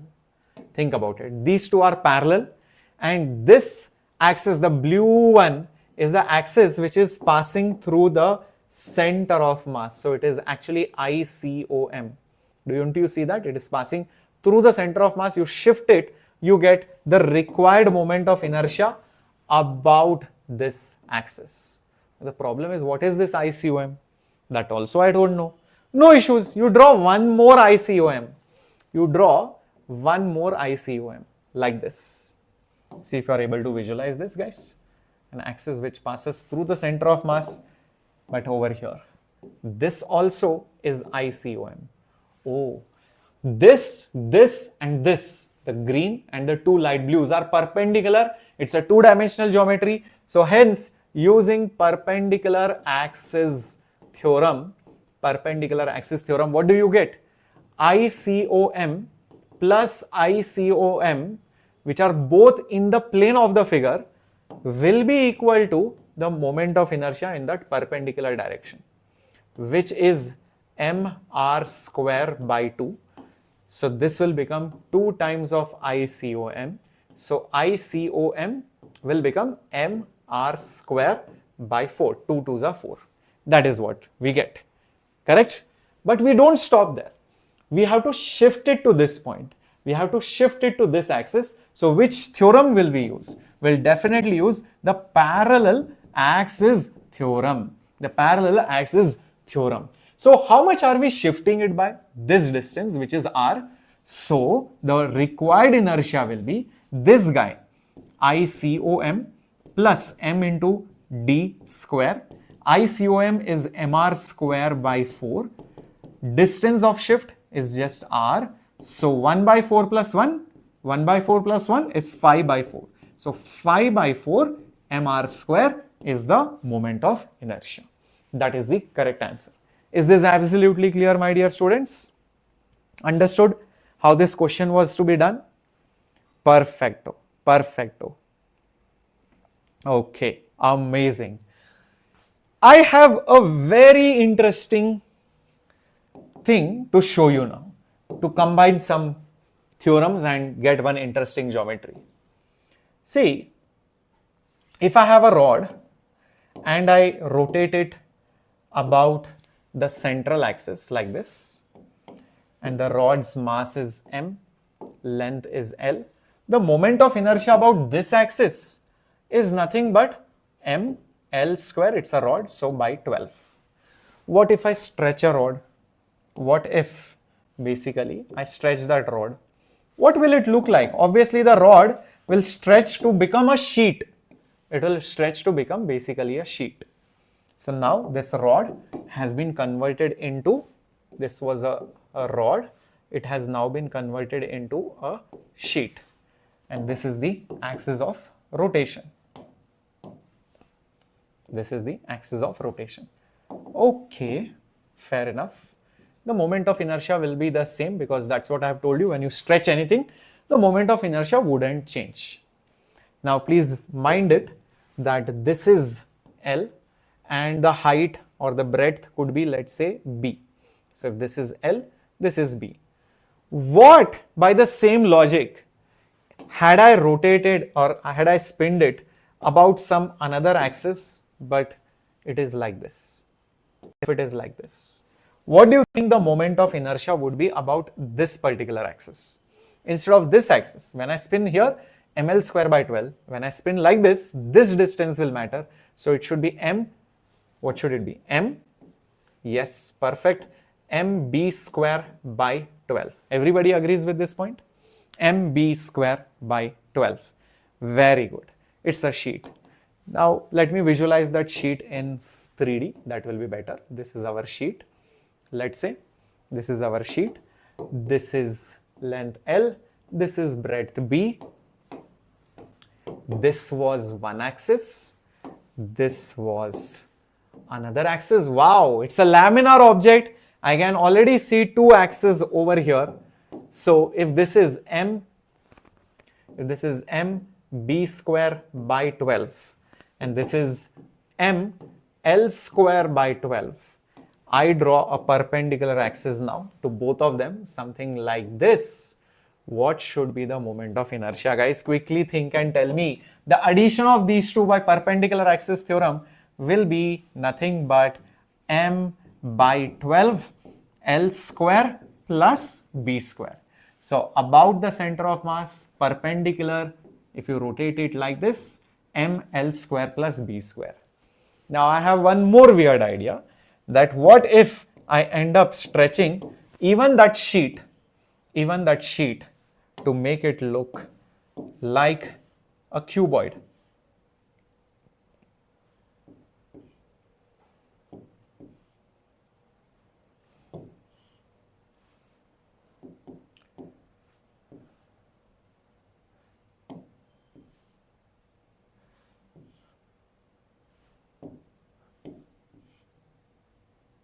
To make it look like a cuboid. Wow. So from a sheet, we have gone to a cuboid whose length is L, breadth is B, height is H. And this is the axis, guys. Crazy. Passing through the center. The moment of inertia will be the same. So using simple properties, I can find the moment of inertia of a cuboid, which is just ML square plus B square, whole thing divided by 12. Isn't it amazing, guys? How we went from a rod to a sheet to perpendicular axis theorem to stretching it to make it a cuboid. It's a beautiful, beautiful concept. Isn't it? Loved it? Awesome. So if you do not feel wow after looking at this problem, something must be seriously wrong. Okay? So quickly smash the like button in case you haven't done that yet. Yeah? Quickly smash the like button. Okay, great. Now, there is a small thing which you should know, which is called radius of gyration, very laddu thing, but still I will tell you about it. So guys, radius of gyration. This gyration means something associated with rotation. So say for example, we have some big body, okay, some random body, and it is rotating about some axis. Let's say this is our axis. And I want to know how far or close the distribution is. I'm not interested in the mass, but I'm interested in what is the average distribution like. Is it close? Is it far? That's all I'm interested in. So when this body is rotating about this particular axis, mass is, let's say, m, the moment of inertia is I. It depends whether it's a solid, hollow, sphere, cone, whatever. Solid sphere, it is 2 by 5 mr square, ring, it is mr square. So I will depend on the mass and the dimensions and the geometry shape. But if I convert this entire body, into a singular point mass, same mass, then whatever distance I need to keep so that the moment of inertia is the same as before. This is the moment of inertia of that body. Here I have melted it into a point mass. I should be the same. Then that distance at which you keep it is given a symbol k. That is called as radius of gyration. So radius of gyration is that distance from the axis where the entire mass can be assumed to be concentrated so that it has the same moment of inertia. So I'll write it down over here. Radius of gyration is the distance from the axis where the entire mass can be concentrated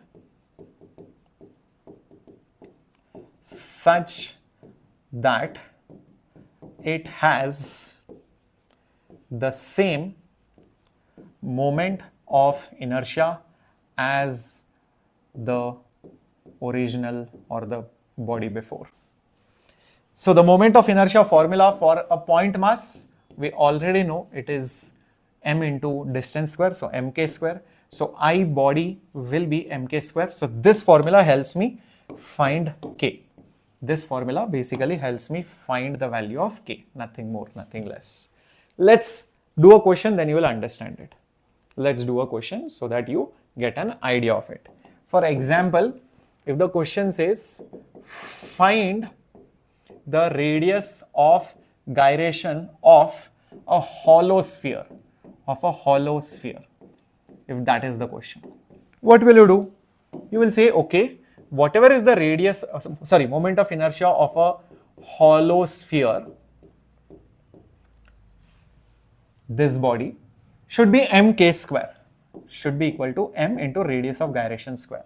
The moment of inertia of a hollow sphere is 2 by 3 mr square. 2 by 3 mr square. Cancels, so k square will be 2 by 3 r square. So take the square root on both sides, so r root 2 by 3. So it has nothing got to do with the mass. It just tells me how far should we keep that point mass so that it behaves like the original body, moment of inertia wise. Very straightforward. Okay, let's do one last question on this. If a question says the radius of gyration of a wheel is 2 meters, and mass is 10 kg, find the moment of inertia of that wheel. Very straightforward. Find the moment of inertia of the wheel. As per the definition, I want to find the moment of inertia of the wheel. Mass is given, radius is given of gyration. So straightforward, guys. Answer will be the moment of inertia of that particular wheel will be mass of the wheel into k square. Mass of the wheel is 10 kg. Radius of gyration 2, so 2 square. 2 square is 4, 4 into 10, 40. So 40 kg meter square is the moment of inertia of that particular wheel. Very simple. Is this clear how to do this? Yes. Okay. Any other question on other things? We will do it later on. Okay. Don't worry. Yeah. Yes. Thank you for reminding me for having water.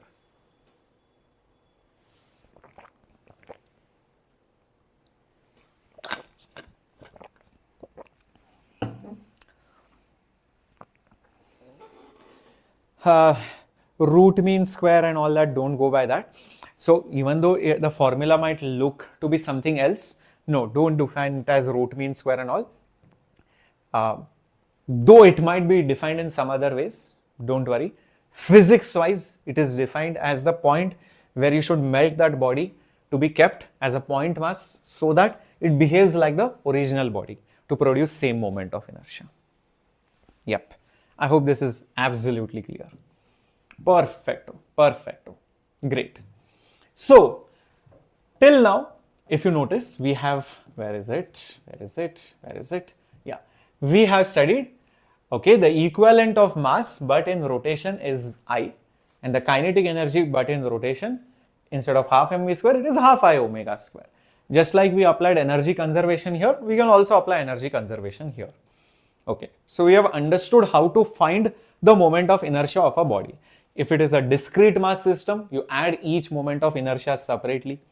If it is, a continuous mass, then you have to integrate. But usually we don't integrate because most of the times we know the standard formulas. But if the axis is not at a standard place, then we use some properties. Like if you stretch, the moment of inertia is same. Or for that matter, if it's a slice of something, you add more slices, whatever geometry you get, the same formula remains, but provided this mass is the mass of this slice over here. And then you also saw parallel axis theorem. So you have parallel axis. If you know the center of mass's moment of inertia, you shift it by some distance d. And the last one we saw is for the perpendicular axis theorem two of the axes must be in the plane. The third one is perpendicular to that plane. So that's how you can find it out. And we did some combination questions. So that's about moment of inertia. Now let's go to the next quantity. What is that next quantity? Well, that next quantity is basically angular momentum, guys. Yes. Ready for it? Angular momentum. Just like we have linear momentum P, which is m into v, we have angular momentum. We have angular momentum. Now, before going there, let me just ask you one simple thing. If a body is rotating and translating both, then the total kinetic energy of the body is the sum. What will be the sum of? Number one is the sum of kinetic energy of the translation of the center of mass. So if a body is, just imagine this, guys. Right now, if this is the body, this is pure rotation. If it just goes like this, like this, like this, it's translation. Now just imagine it is rotating while it is translating. Just like how Earth goes around the sun, it is rotating plus translating, right? So you assume the entire thing to be a point mass. Where will it be a point mass? At the center of mass. So it will be the translational kinetic energy of the center of mass. That means you assume the Earth to be a point mass and then it is translating. So half mv cm square or half mv square. That is what we are talking about over here. Kinetic energy of the translation of center of mass and is the sum of, very important, and the kinetic energy of rotation about the center of mass. Meaning you assume the Earth to be a point mass, translational energy will be half mv square, and about the center of mass, if you sit, let's say this is the axis, you sit on the center of mass, what will you see? You will just see the Earth spinning, rotating. So the rotational energy as seen from the center of mass. So very important, many people remember this as, sir, it is rotational energy plus translational energy. Wrong. It's not any random points translational energy. Because when the Earth is going around the sun, there are so many different points, so many different speeds. Which speed will you take? It is the speed of the center of mass. Is the speed of the center of mass. Very, very important, guys. So therefore, the kinetic energy of any random body will be the sum of two things. Kinetic energy of the center of mass, which I can write it as half mass of the body, velocity of the center of mass whole square, plus half moment of inertia about the center of mass. So half ICOM omega square. So this is the formula, guys. This is the formula. Very, very crucial. So let me just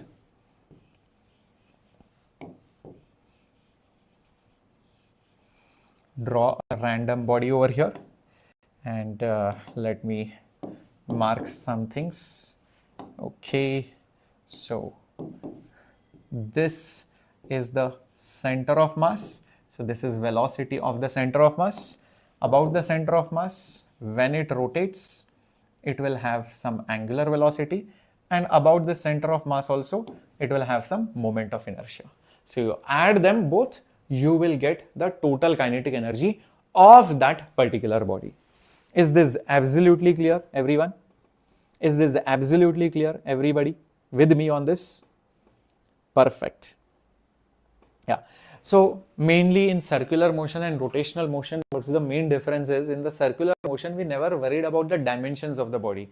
We always treated the bus, car, bike or anything as a point mass, and we just showed the FBD of a point mass. Here, we are worried, is the body a ring? Is it a solid sphere? All those things. So that's the major difference. It's a collection of bodies that we are studying, not a single point object. So that's what you study in rotation, a collection of bodies.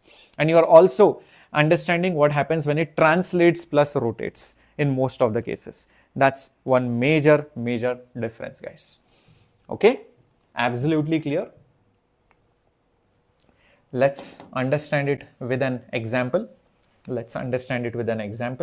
So say it is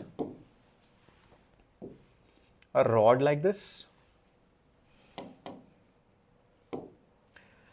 and I tell you that, hey, listen, there is this midpoint which is going with some speed, and this end point is going with some different speed. This is V, this is basically 3V. Question is, find the kinetic energy of the rod. Okay, question is, find the kinetic energy of the rod. At first you might think, sir, this will be a very easy problem, but trust me, there is a lot of things to it. Okay, first, it is given to me the length of the rod is basically L.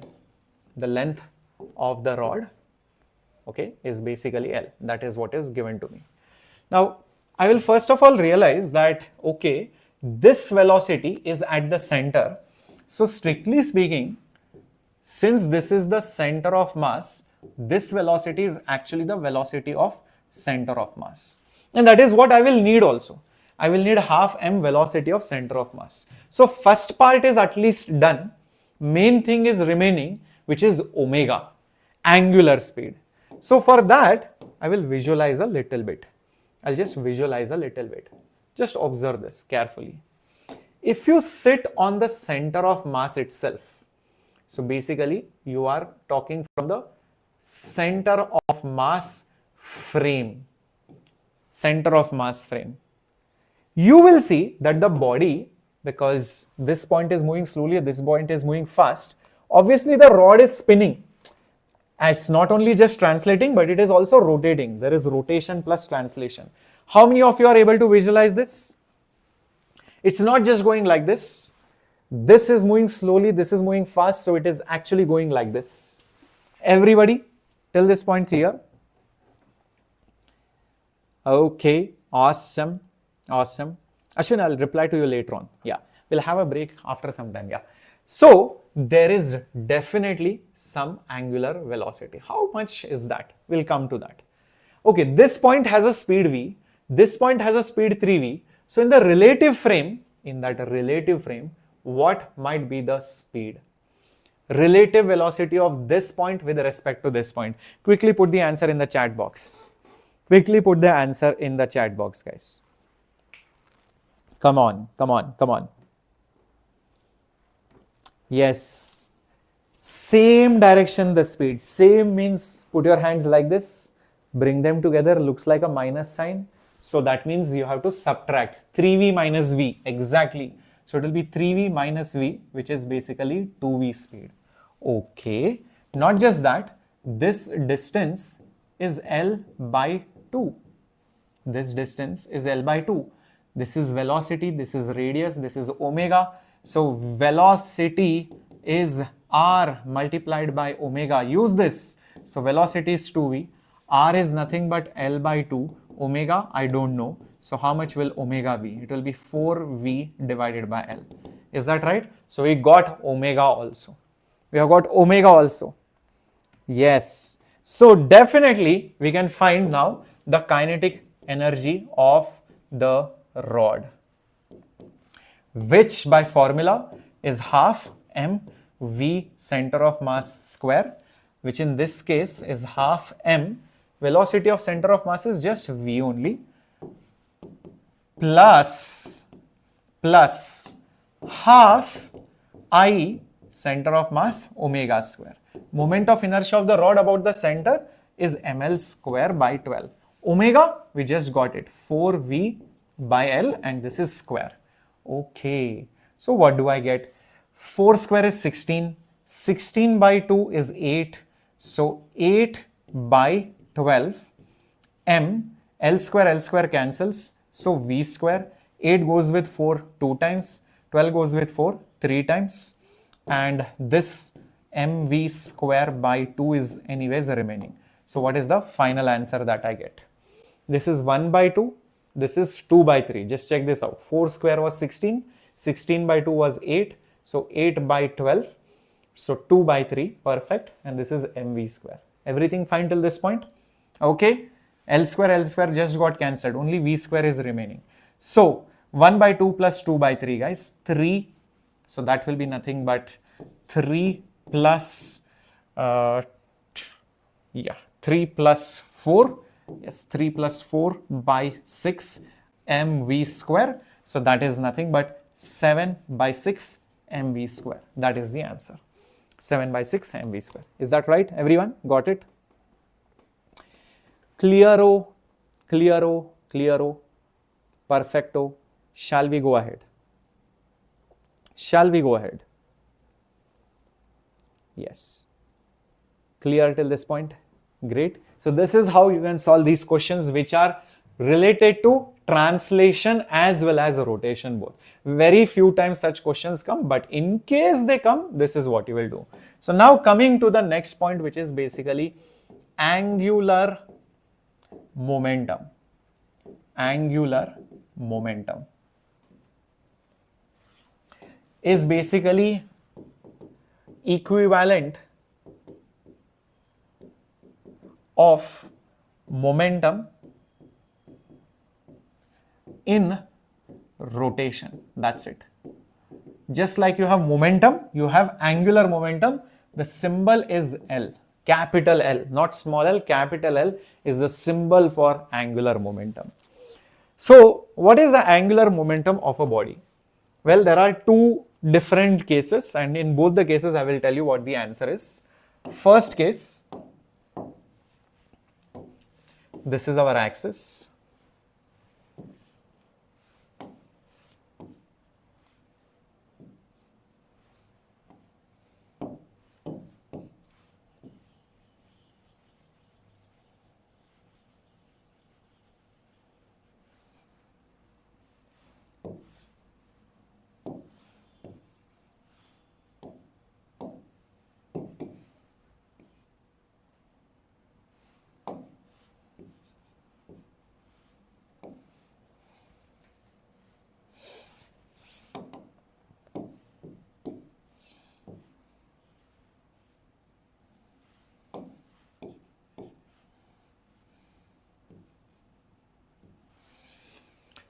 Okay, so yeah, this is for a point mass, very, very important. This is for a point mass,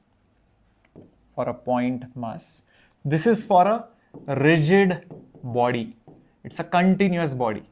Just like we had continuous body and point masses, same difference, guys. If it's only a particle, a ball is being thrown like a particle. But if it's like a big stone rotating about its axis or a big ball rotating about its axis, then it will be this consideration. In this case, the angular momentum formula versus over here, the angular momentum formula is as follows.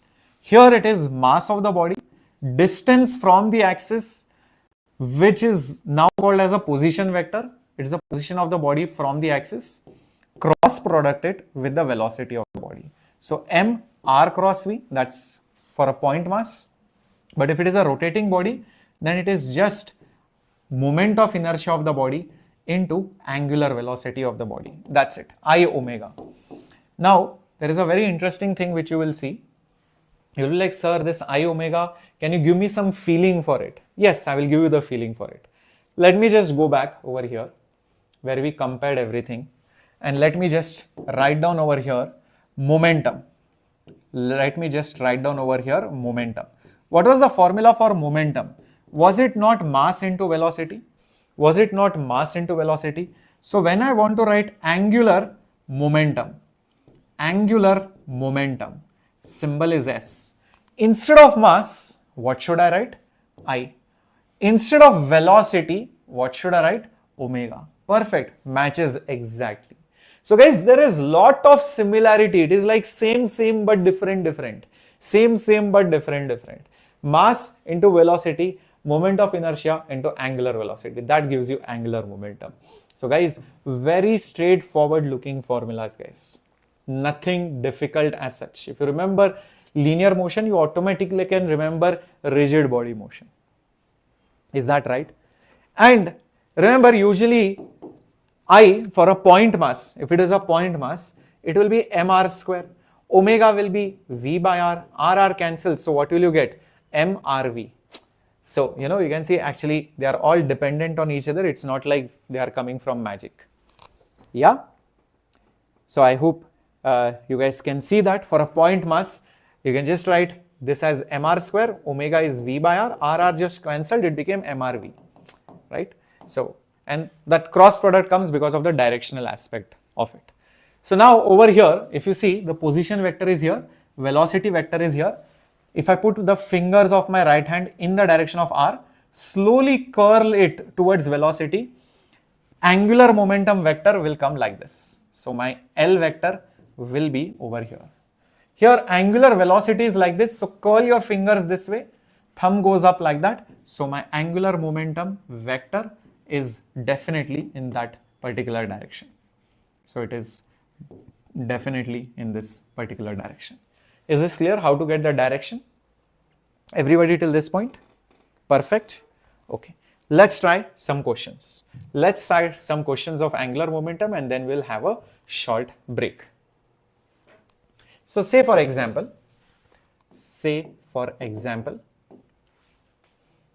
there is a particle m, it is thrown with some speed under the influence of gravity, and this particular mass goes like this and falls over here. Question is, find angular momentum, number 1 at the start, number 2 at the topmost point, and all of this is with respect to a point on the ground below the topmost point. That means basically you are over here. This is very important. Angular momentum depends which axis you are measuring it from. If you change the axis, if you change the point of reference, the value of the angular momentum only will be different. Okay, so keep all these pointers in mind. Okay, so it depends on the axis, or basically the point about which it is measured,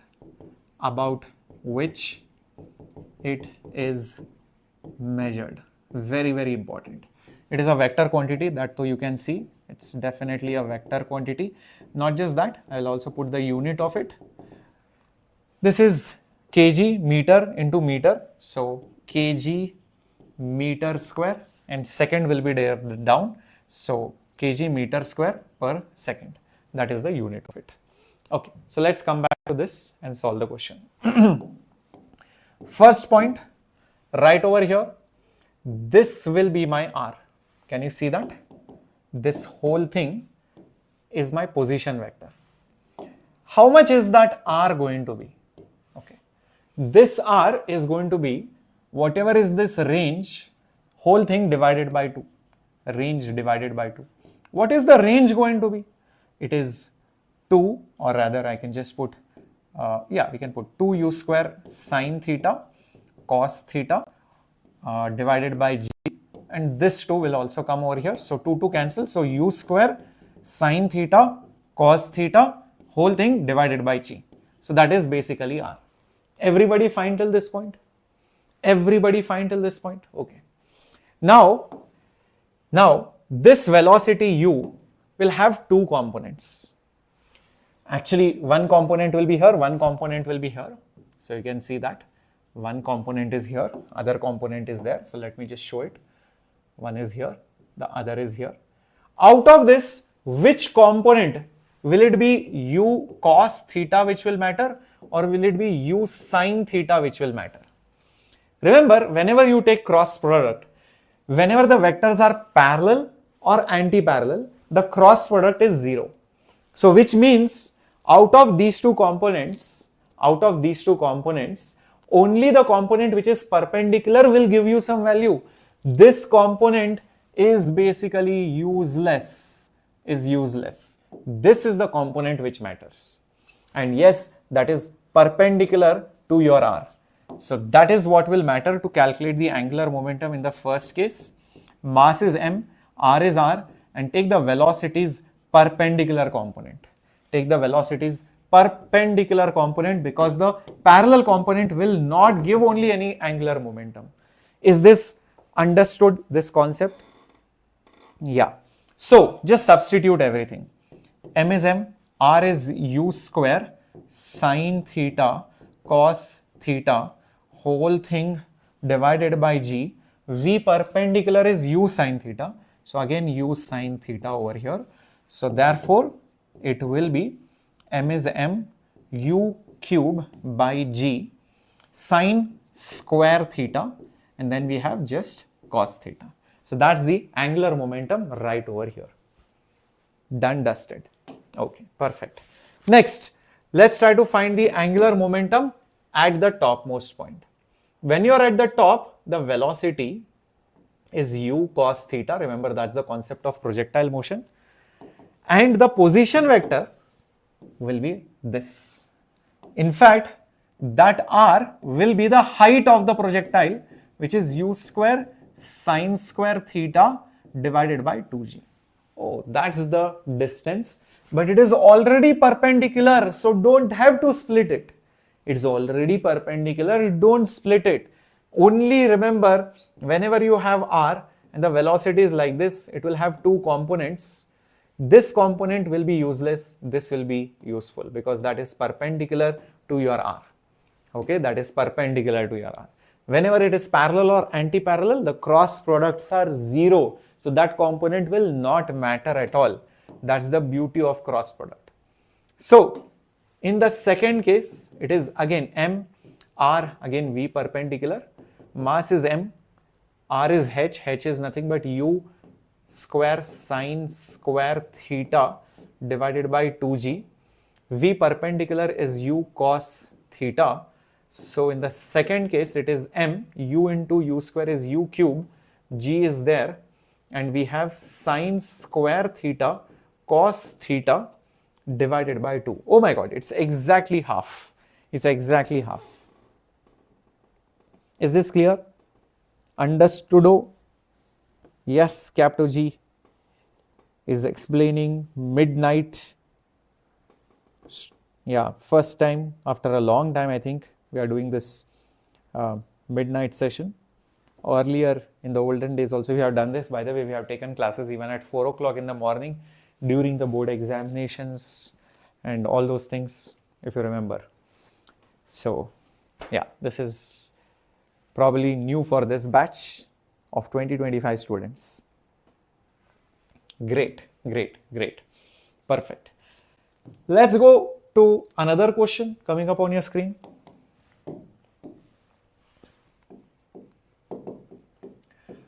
A top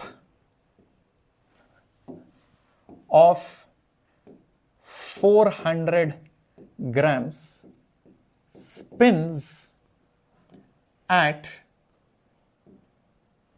10 pi radians per second, actually 100 pi radians per second, and has 10 centimeters as radius of gyration.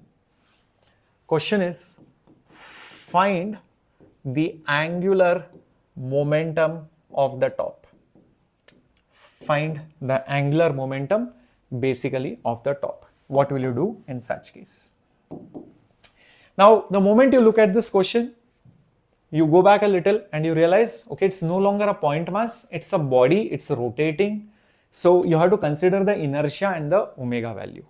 So definitely for this particular question, the angular momentum will be got by I into omega. But omega is given, I is not given. But don't worry, mass is given, the radius of gyration is given. So moment of inertia is mass of the body into radius of gyration square. Perfect. What's the mass? 400 gram, which means 0.4 kg. Radius of gyration 10 centimeters, which means it is 0.1, and square it. What is omega? It is nothing but 100 pi. Okay, so let's see what happens. 0.4 multiplied by 0.01 multiplied by 100 multiplied by pi. 0.01 and 100 will cancel, so it will become 0.4 pi. 0.4 is 2 by 5. So 2 pi divided by 5, this will be kg meter square per second. So that's the angular momentum of the top. That's the angular momentum of the top. So we have got the answer. 2 pi by 5, that's the answer. Is this clear, my dear warriors? Yeah? Very good. Awesome. Yes. 4 AM class also will be there. The path for the previous question will definitely be parabolic. Yes, definitely. But that has nothing to do with the question. It's just a projectile motion combined with angular momentum concept. That's all.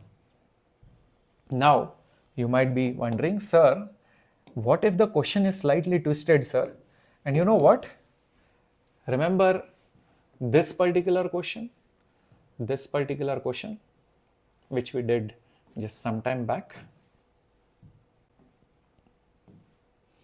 Imagine the same question is asked, but this time they tell you, hey, listen, the point about which you have to measure the angular momentum is here. So what is the angular momentum of the rod?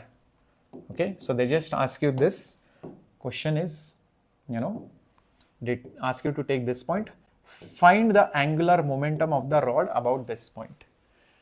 What will you do in such case? First of all, this entire system, you should realize it's a rotation and translation both combined. It's a combined motion. It's a rotation and translational both combined. And just some time back, we saw, since this is the center of mass, the center of mass itself had a speed v, and about the center of mass,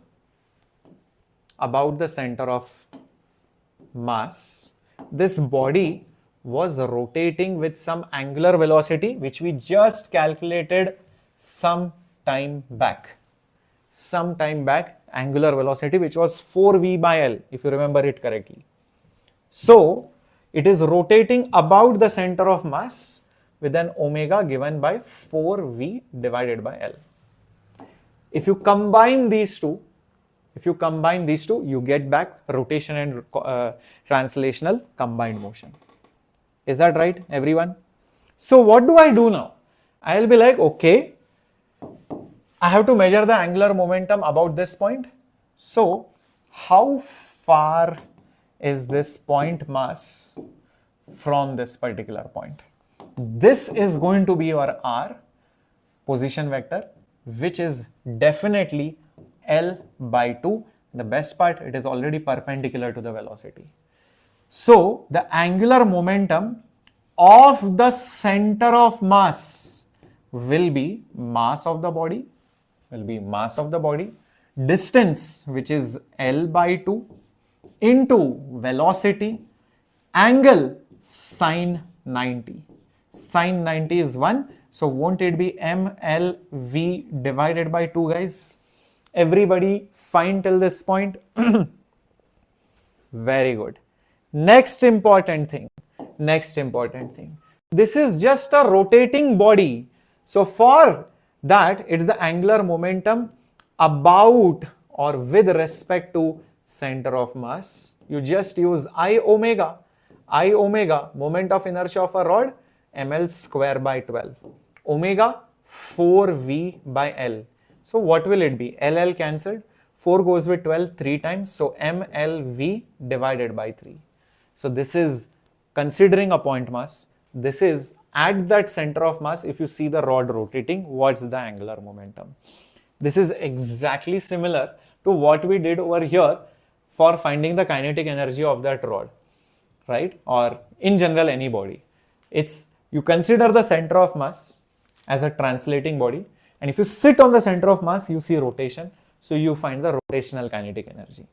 So whatever we did in this problem for energy, we are going to do this for angular momentum. That's all. So the total angular momentum of the rod will be nothing but mLv by 2, and then we have mLv by 3, and then the most common mistake comes over here. Till this point everything fine, but the problem is many students end up putting a plus. It's not so simple, let me tell you that. It could be minus also. You'll be like, sir, what? How can it be minus? See, when we had energies, this energy, that energy, that energy, this energy, if you want to find the total energy, you just add them up. But why did you do that? Because energy was scalar. Direction did not matter. 5 joules plus 7 joules doesn't matter. It is always going to be 12. But 5 Newton plus 7 Newton, that could be 12, it could be 10, it could be 6, it could be so many things, because the directions can be anything. So we should be careful about the direction. Is this absolutely clear? Is this absolutely clear? Okay. So now coming back over here, what is the direction of the angular momentum? R is here, velocity is here. R cross V, R cross V. Thumb is going inside. So the angular momentum in this case is inside. Okay. In this case, omega is like this. Curl your fingers. See where the thumb is going. Wow. Coincidentally, it is again going inside. So both are inside and inside only. Lucky for us, it's going to be an addition. Else it could be a minus also. Got it, my dear warriors? Hence, in this case, 1 by 2 plus 1 by 3. 3 plus 2 is 5. So 5 by 6 mLv. That is the answer. mLv 5 by 6. Do you understood why plus? Because the directions are inside. So hence this direction will also be inside only. This will also be inside the plane of the board. Inside the plane of the board.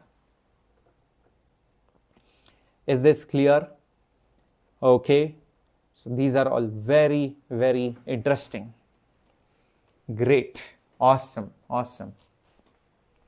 Now that we have understood how to find the angular momentum of different bodies in different cases, okay, so let's take a small break and we'll return in some time. So it's a break time.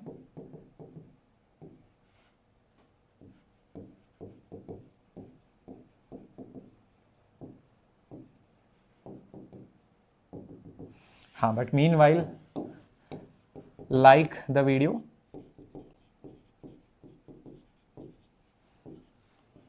and if you have not yet subscribed, subscribe to the channel.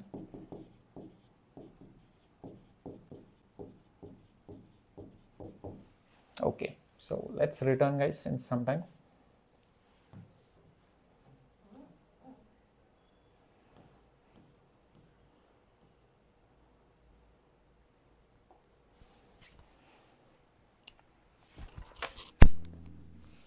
We'll just keep 10 minutes break. This is too much, I feel. Yeah, 10 minutes.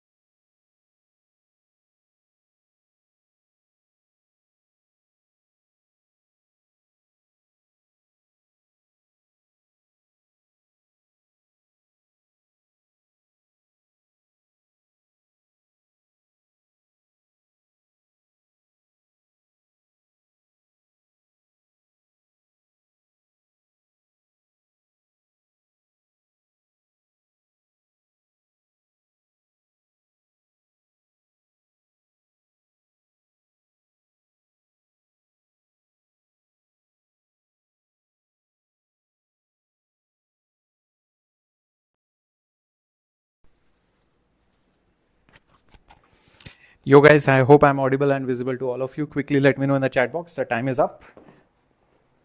Let's be back from the break.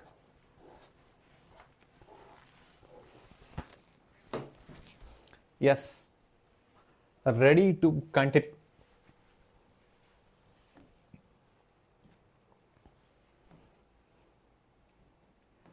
Yo, let's go. Welcome back. Yeah, and soon it will be 12 o'clock. Who does not want to attend a 12 o'clock class, right? Come on guys, very rarely you get such opportunities. I was thinking that maybe even tomorrow as lecture also, maybe I should take it midnight session. Yeah, 2 days consecutively. It will be amazing, isn't it? Let's see. Okay, so before the break, we have seen angular momentum of a body. You guys, I hope I'm audible and visible. Oops. Please let me know in the chat. Okay, yeah. So before the break, we have seen what the angular momentum of a point mass is, m r cross v cross product, or you can just use I omega. Either the one of these formulas will give you the answer. If it's a point mass, use this. If it's a big body, moment of inertia is known. You can use this particular formula. Okay, let's do some more questions coming up on your screen. Here we go.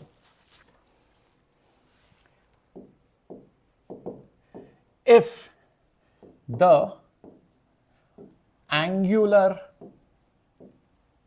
momentum is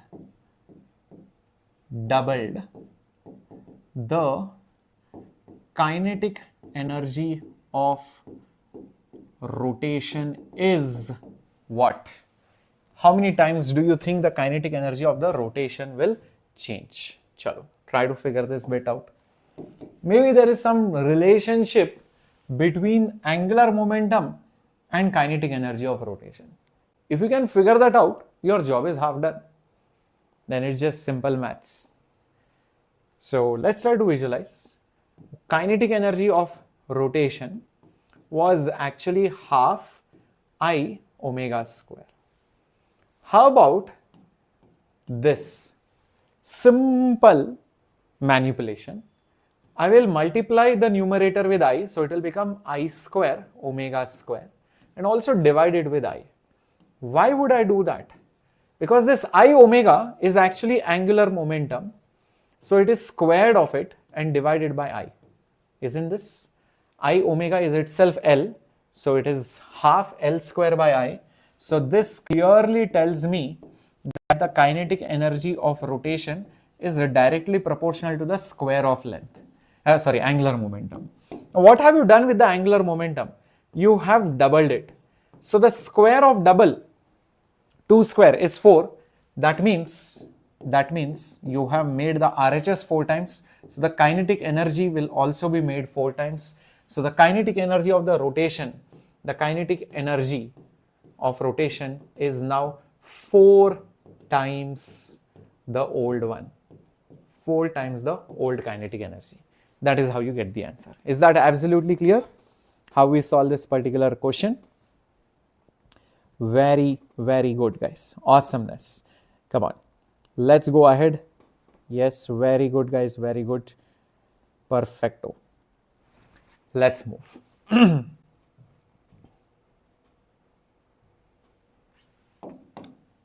Next question. If a 0.5 kg mass is moving at 2I cap minus j cap meters per second,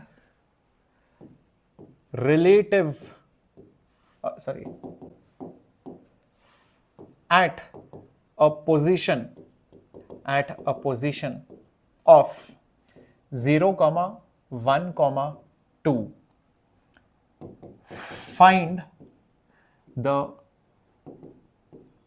angular momentum. Find the angular momentum relative to that particular point. Okay, so let's see how do we do this question.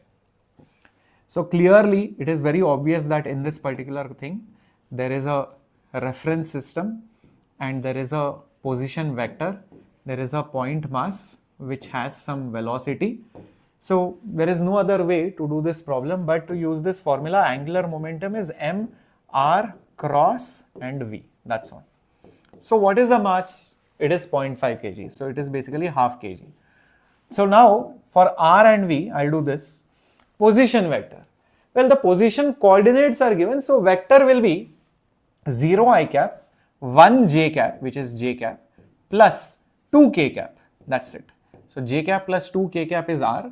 Cross producted with velocity, which is already given as 2i minus j cap. That's all. So what will I get? Half. Now, see guys, there will be so many things which will not materialize. Like for example, j cap cross j cap will be 0. But j cross I will be there, k cross I will be there, k cross j will be there. So there will be 3 terms for sure. So when I multiply j with I, so let's get back over here. You have I, j and k. I cross j is k, j cross k is I. Remember, if you go clockwise, it is positive, and if you go anti-clockwise, it is negative. So use those things and then solve the problem. J into 2i. J into 2i. So I'm going anti-clockwise, so it will be negative. So it will be negative k cap for sure. So 1 into 2 is 2. So minus 2 k cap. Okay, next. 2k into 2i. So 2 2s are 4. K into I. K into I is j. So it is plus j. So plus 4 j cap. Okay. So 2k into 2i. So k into I is plus j. So 2 2s are 4. Next, this minus is there. I'll keep that in mind. 2k into j. 2 into 1 is 2. K into j. K into j is negative I. So it's basically negative I over here. So that is what I get. All right. So let's see what happens next. Half. Let me put I first. So 2i cap. Then 4j cap minus 2k cap. Is that right? But I have to divide by 2. So it will just be I cap plus 2j cap minus k cap kg meter square per second. That is the answer. Is that absolutely clear? Everyone, how many of you got it? Yeah. Yes. So Govind, which one did you not understand? Yeah. Which one did you not understand? Yeah. If you have a problem in some previous question, you can always rewind back and see it. But otherwise, this was position coordinates x, y, z. So it will become 0 I cap. So that means nothing. 1 j cap and 2 k cap. Okay. Velocity already given. Mass already given. This was the formula for angular momentum. Remember, j into j is always 0. J into I. So j into I negative k. So that's why negative sign. But 2 is multiplied. So 2 times. K into I. K into I is j. And k into j. K into j is negative I. Clockwise is positive. Anti-clockwise is negative. This is the rule for cross product. Is that okay? Everyone got it, Krishna? Excellent. Perfect. So this is how you solve these questions. So I've done quite a few questions on angular momentum, of course, on just finding what the angular momentum is. But obviously there is more to angular momentum when you learn about torque. So first let's go to torque and then let's come back to this and then let's solve more questions, of course. Okay. So we have even related kinetic energy and angular momentum as of now. Let's now go to the next concept, which is the equivalent of force. So if you go back to this particular table, in translation, we have force F. Here, the equivalent of force is called the moment of force, also called as torque, tau. Force produces acceleration, torque produces angular acceleration. So just like force was mass into acceleration, torque will be moment of inertia into angular acceleration. Force was mass into acceleration, torque will be moment of inertia into angular acceleration. Say for example, this thing is there, a body. It's still right now. If I apply a force, it rotates. It started from rest. It got some velocity. So there was angular acceleration. So I provided a torque on it. But I apply a force like this. Although I'm applying a force, it is not rotating because it has not yet got a torque. And probably the reason for that is the direction in which I'm applying the force is passing through the axis. Of rotation. It is not able to produce a twisting force which is called as a torque. But the same finger at the same point, I just change the direction of it and you see it begins to rotate. But if I apply it like this, it doesn't rotate. So how much force you apply, where you apply, which direction you apply, that matters when you are trying to measure the torque. The same force at the same point might not produce torque, but changing the direction a bit produces a torque. So all these things definitely matter. Yeah. Now, coming back over here. Yeah, there we go. Yes, this thing is there. So torque.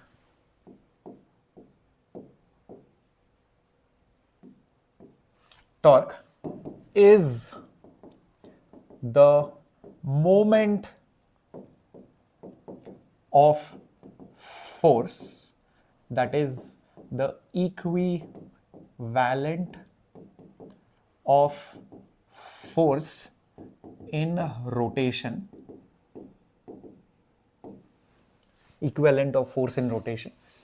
And it is a vector quantity. It is like your twisting cause which produces the effect of change of rotational state, So just like in Newton's laws of motion for translation, Newton's laws of motion for rotation says that the net torque acting on a body, this symbol is for net, the symbol for torque is this, not just this, it is something like this. It's a Greek symbol called as tau, T-A-U, tau. It's like a modified T, okay, it's not exactly T, is nothing but moment of inertia into alpha. A very important analogous formula, but for rotation. So as you can see on the left hand side, this is the cause, this is the inertia, and this is angular acceleration. So cause is inertia multiplied by angular acceleration. This angular acceleration is actually called as the effect. How much is it affected by? If the angular acceleration is more, it's affected more.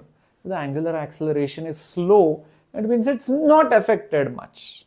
So that's why it's called as the effect. This is inertia of rotation, which is also moment of inertia. So cause is inertia into effect. Very standard result, which we expect. Okay, very, very important. Now, you can also see that the same net torque as per Newton's laws of motion, you can also write this net torque as the rate of change of momentum. By the way, it's a vector quantity. You can also write it as dl by dt, which is nothing but the rate of change of angular momentum. Very, very important. Rate of change of angular momentum.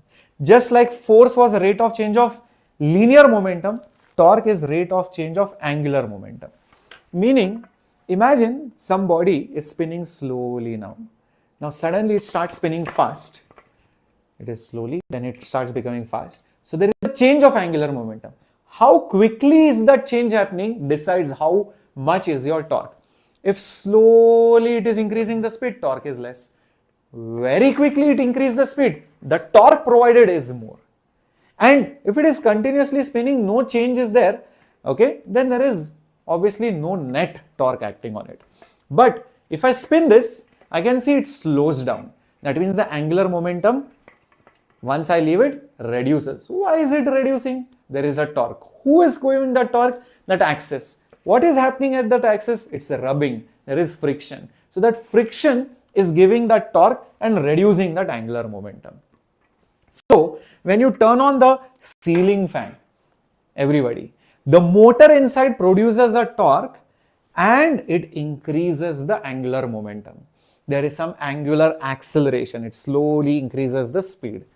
There comes a time where the fan is rotating at constant speed.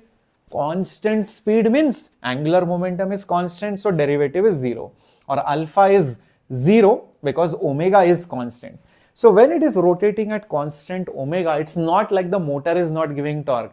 It's just that the motor gives the same torque as that of the friction and the resistive forces. Both these torques are equal and opposite, and the net resultant torque is 0. That's why you see the fan rotates at constant omega, constant angular momentum. So its rate of change is 0 or alpha is 0. But when you turn off the switch, the motor's torque disappears. The only torque remaining is the torque of friction, which retards it, and that's why it slowly stops. Is this concept of torque clear in your head, my dear warriors? Is this concept of torque absolutely clear in your head? What is torque doing? It's a cause of rotation's change of state. And a torque causes angular momentum to change very quickly and also causes angular acceleration. As simple as that. Understood? Clear? Yes? Yeah. Perfect. So, let's do some questions on this so that you get an idea.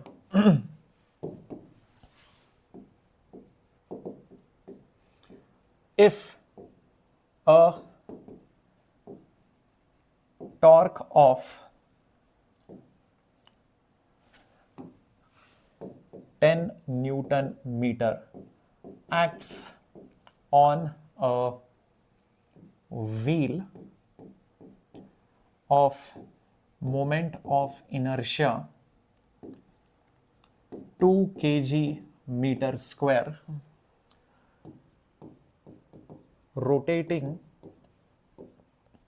at 20 pi radians per second. To stop it, how much time will be needed? How much time is needed to stop it? That's the question. Let's try to solve this. Okay. Torque is given, moment of inertia is given, initial speed is given, and I want to stop it. That is also given. Okay. So the torque will produce a retardation. So it is a retarding torque. So it will produce a retarding angular acceleration. Okay. And I know torque is moment of inertia into alpha. Since it is given torque is 10, moment of inertia is 2. So alpha, which is the retardation, will be 5 radians per second square. But this is obviously retarding in nature. It is definitely retarding in nature. Next step, how much time will it take? I think we have to use kinematic equation. If you remember, there was a kinematic equation, final velocity is initial velocity plus alpha into time. Finally, it stops, so 0. Initially, it was rotating at 20 pi radians per second. Alpha will be negative because it is retarding, so technically it is minus 5 and this into t. So 5t is 20 pi. Time, 5 and 20 goes with 4 times, so it will be 4 pi seconds. So it takes 4 pi seconds, not 4 seconds, 4 pi seconds, not 5, yeah, 4 pi seconds. Yes. I hope this is absolutely clear. And you don't get any virtual calculators in any exam conducted by NTA. You have to do it by hand in the rough work. There is no other option. Please keep that in mind. Yeah, there is no other option.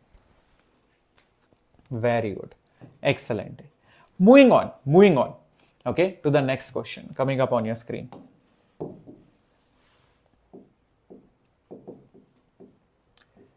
If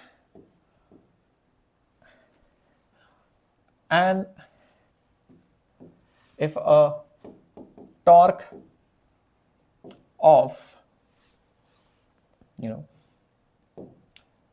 20 Newton meter acts on a flywheel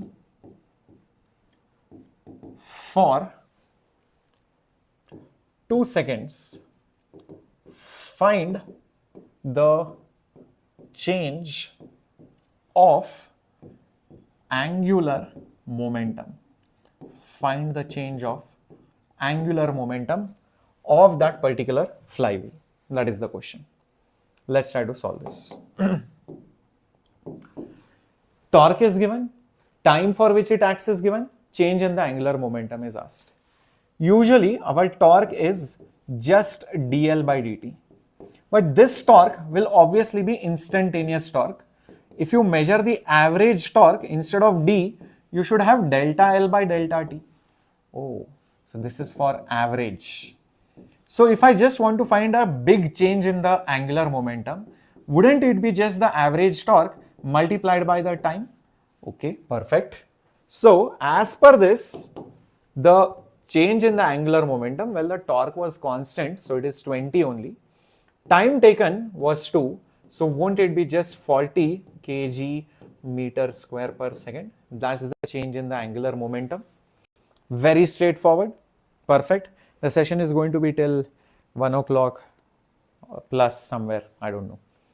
Now, let me tell you, if you remember linear momentum, impulse, force concept, force into time was change in momentum, which is just impulse.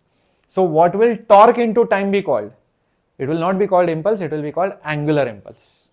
So actually speaking, this term over here is basically called as angular impulse. Angular impulse. So angular impulse is just the change in angular momentum, which is just the torque into the time taken. As simple as that. Okay, everybody till this point, absolutely clear? Yes, perfecto, perfecto. Let's go ahead to the next question coming up on your screen.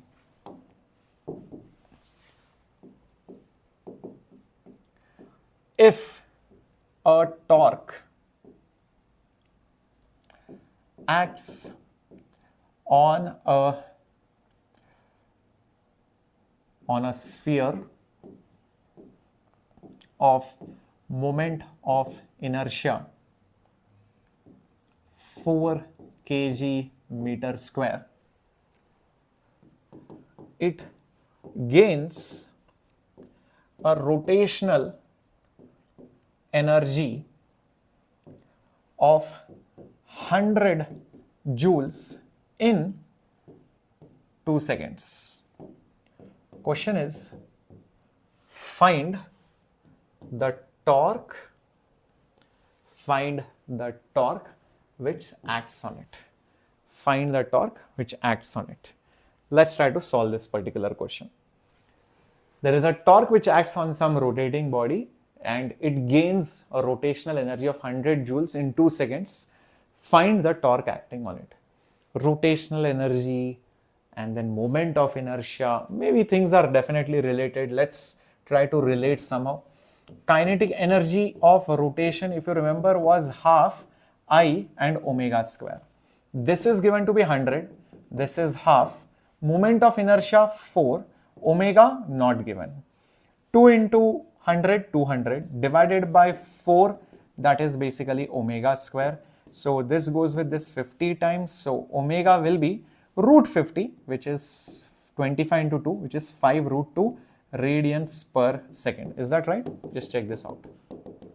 So omega is 5 root 2. So 200 divided by 4 is 50. 50 is 25 into 2. 25's root is 5. 2 remains inside the root. Okay, omega is done. Next step, let's see.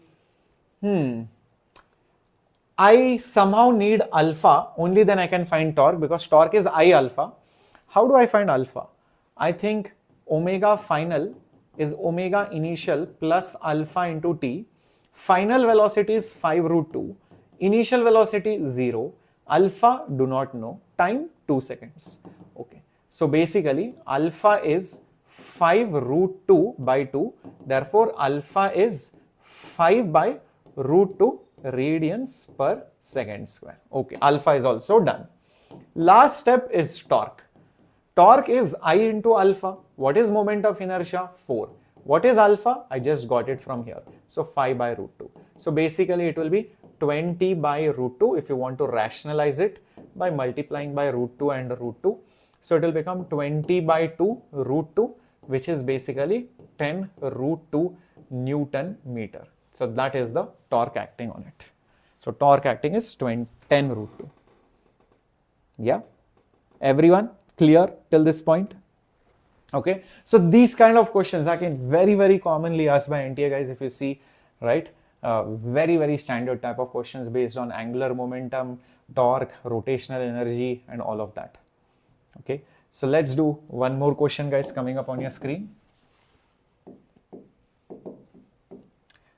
If the position vector is given by t I cap minus t square j cap, okay, t square j cap, find for a 2 kg mass, find angular momentum and the torque on it. Find the angular momentum as well as the torque which is acting on it. This was also asked previous year's questions, if you see, very common question guys. So let's try and solve this. Okay. So find the angular momentum as well as the torque. Angular momentum is mr cross v. V is not given. Okay. So let's try to find velocity. Velocity is derivative of the position. Okay. So take the derivative of this. So derivative of time with respect to t I cap minus derivative of t square with respect to time j cap. So this will just become I cap, dt by dt is 1. This will become minus 2t j cap. Perfect. So let's try to find angular momentum. Angular momentum is mr cross v. Mass 2 kg. R t I cap minus t square j cap. Cross producted with this thing I cap minus 2t j cap. Okay. So what do I get? 2. Then ti into ti, that's 0 because I cap cross I cap is 0. T I cap minus 2t j cap. Minus is coming. T into t square. So minus 2t square. I into j is basically k. I into j is basically k. So 2t square k cap. Okay. With negative sign. Then minus t square j cap into I cap. First of all, this minus sign. T square into 1 is just t square. J cross I is minus k. J cross I is minus k. Okay. J cross j is 0. So plus 0. That is what I get over here. So this will be 2. K cap is there. Minus k cap is there. So minus 2t square plus t square. So plus 1 minus 2, which will make it minus t square k cap. So this will become minus 2t square k cap. That is the angular momentum. Minus 2t square k cap. Just check this out. Everybody. Yep. Awesome. Next step. Let's find the torque acting on it. Torque is derivative of the angular momentum.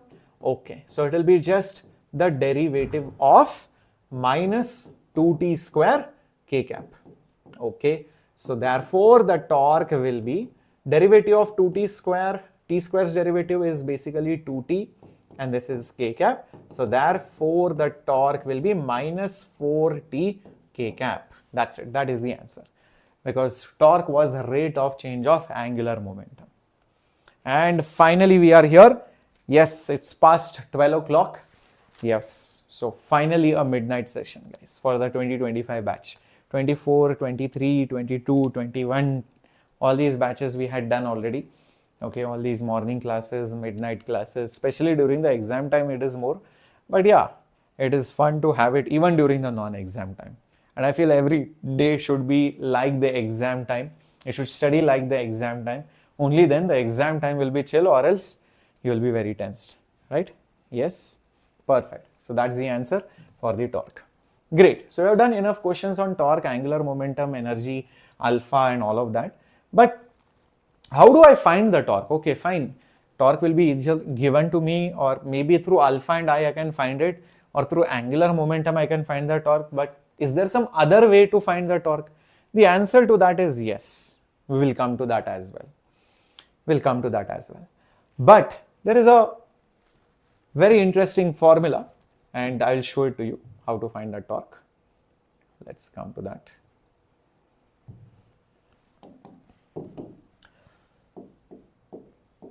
In order to find the torque by the force on it, by the force acting on it, it's very simple. You need to know, number one, the axis about which you are trying to find the torque, because if axis changes, the torque will change. From the axis, you will be at some distance, let's say we call it r, at which you will be applying a force. You will be applying a force like this. This force will be making maybe some angle theta with r. This force will have obviously two components. One will be over here, other will be over here. This will be f cos theta, this will be f sin theta. This component is useless. This component is useful because this force will only pull that body. This force will rotate that body. And that makes sense. Imagine, there is some door-like thing. Okay, if I pull it like this, I'm applying the force perpendicular to r. This is my r. I'm applying the force like this. It opens it. It produces a torque. But if I pull out a page like this, it is not producing the torque because this is r and the force is parallel to it. That is not producing a torque. This produces a torque. Understand that.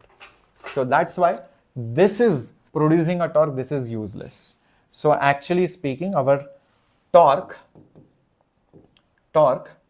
is nothing but always the distance of point of application of the force, point of application of the force from the axis multiplied by the perpendicular component of the force, multiplied by the perpendicular component of the force. In this case, the perpendicular component is basically f sin theta. The distance from the axis is basically r, and the torque we have already discussed. The symbol for that is tau. So r f sin theta is the magnitude, but if you ask me the vector form, it is position vector of the force cross producted with the force itself. Cross producted with the force itself. So that gives me the value of the torque. That gives me the value of the torque because of that force. And because of this, you can see the unit of torque. Because of this, you can see the unit of torque. This is Newton, this is meter, so it is Newton meter. That is the answer for this. Is this clear how to measure the torque? It is r cross f. R is here, force is here. You can see sin theta is there. Both are vectors. This is also a vector. Naturally, it should be a cross product. R is here, force is here. R cross f, the thumb comes towards you. So that means the torque is, probably, this is a three-dimensional diagram. So maybe R cross F will go like that along the axis in the 3D diagram. So this is how the torque will be. This is how the torque will be. Is that clear, guys? Everybody with me? Absolutely. Yeah. Yes, we can expect similar levels of questions, but maybe plus minus 15 to 20%. Yeah. Yeah. Nothing to be shocked about. I have been taking classes early morning at 4 o'clock during exam times and all those things. So we do that. So just that, out of the blue, I thought, okay, students need to learn to stay alive in the night and also sometimes wake up in the morning. One day I will have a morning class and you guys should be attending it. Okay, great. Now let's take some examples and try to figure out if the torque is there or not there. Okay, and which direction it is there. All right, and this is a plate. It is hinged over here. This is the axis, you can say. So it goes in and out of the plane. And I will show you some forces and you will tell me whether torque is there, and if it is there, which direction.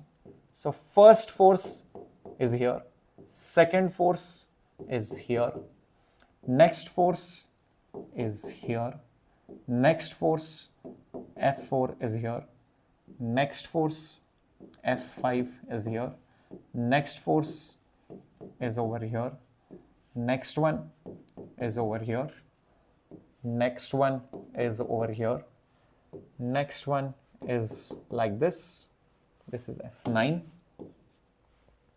then next one is like this, next one is like this. Enough. So 11 forces, each force will produce a torque. I want to know which direction will they produce their torque. That's all. Okay, come on, let's start. F1, so basically torque 1 actually.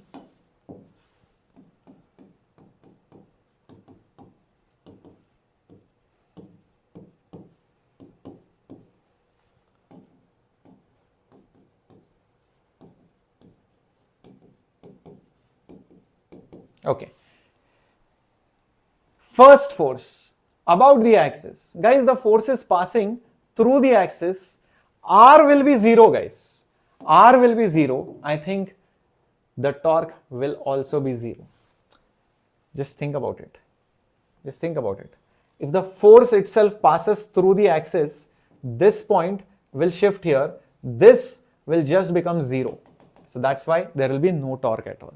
So whenever a force passes through the axis, it will not produce torque. In fact, there are many such forces. Notice even this force, if you extend this, it is passing through the axis. Can you see that? Right over there. Yes. So even F4 will not produce any torque. So even this will be 0. This is absolutely clear. Whenever the force or that extended line passes through the axis, it will not produce any torque. Okay, these are the only two forces which are not producing torque. What about the rest? Okay, F2 is like this, R is like this. This force will rotate this body this way. Just visualize. What will this guy do? It will rotate this like this, right? If you pull it down like this, it will rotate it like that. So definitely it is producing a clockwise torque. So this torque is definitely clockwise. F3, what will it do? About this axis, this is R, it will try to rotate the body this way. Oh, it is anti-clockwise. So torque number 3 is basically anti-clockwise. Okay, what will F4 do? We saw. What will F5 do? If you are pushing it like this, it will try to rotate this thing like that. It is rotating it anti-clockwise. I hope you can see that. So this is R, this is your force. It will rotate it like this. It is anti-clockwise, guys. I hope you can see that. So because of that force, this thing will slowly become like that, right? So it will rotate anti-clockwise because of that force. So torque 5 is anti-clockwise. What will F6 do? If you push it over here, what will happen? If you push it here about this point, just imagine you are pushing it like this. It will obviously rotate like this. It will rotate clockwise like this. So definitely it will produce a clockwise torque. So feel it, guys, how it is trying to rotate it. This force obviously passing like this will push this somewhere here. So it will definitely produce a clockwise torque.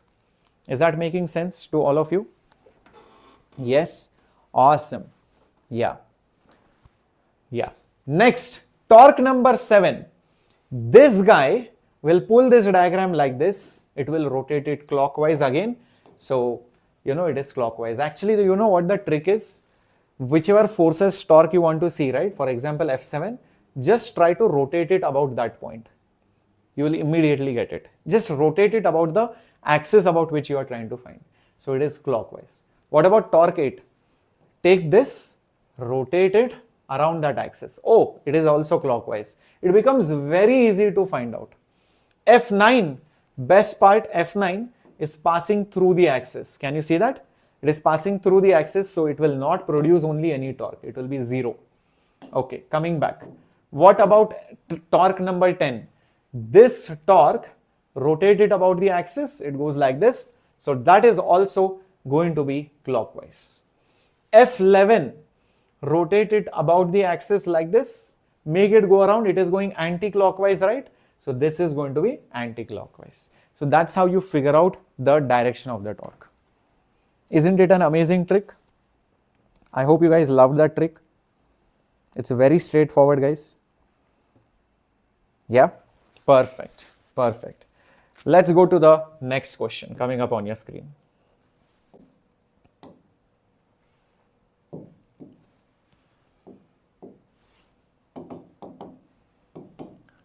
In this question, what happens is,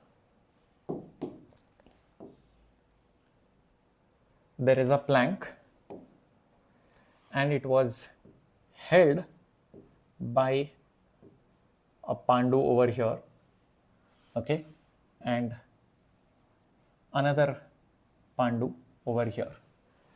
The rod or that plank's mass was m, length was l. Okay. Now what happens? One of them leaves the rod suddenly. Just imagine this. The moment you leave the rod suddenly, what will happen? This guy has run off. This guy has run off. It is like this now. Only the person is holding over here. This guy has run off. What will this rod do? It will try to rotate like this. Obviously, it will try to rotate like this. And in this process, it will end up producing nothing but your angular acceleration, alpha. So the question is, find angular acceleration. Not just that, this person will experience a reaction, normal reaction, on that rod. So find the normal by the person. Find the normal by the person. These are the two questions. Very nice question coming up on your screen. Yes, a torque will be produced. So one pandu ran off. This pandu will experience some some normal force. So what is that normal force going to be? What is that alpha going to be? Okay, let's find out, guys. Let's start with the free body diagram. See, there will be 100% a normal on that rod. mg will act from here like this. Now, if I go by our formula of torque, which I had given you over here, torque produces angular acceleration. Torque produces angular acceleration. If I somehow find the net torque, I think I can find alpha. I know I. So I need to find out torque, but for finding that torque, I need this formula, R cross F. R cross F. Different forces will produce different torques. Okay. So first of all, what will be the torque produced? What will be the torque produced by normal? What will be the torque produced by mg? If I add them up, that is what will give me I into alpha. Net torque produces I alpha. Normal is passing through the point where it is trying to rotate. So the torque produced by normal will be 0, just like in this problem. Whenever the force passes through the axis, the torque produced is 0. Same thing happening here, guys. The torque produced will be big fat 0. So no torque only produced by normal. So 0. Okay, perfect. mg, how much torque will it produce? Okay, no issues. So for that, see how far you are. You are at this distance. This r is basically L by 2. This is basically L by 2. And the angle of the position vector with the force vector is 90. So hence, r is L by 2, force is mg, angle is 90, so sine 90. Remember, torque was Rf sine theta.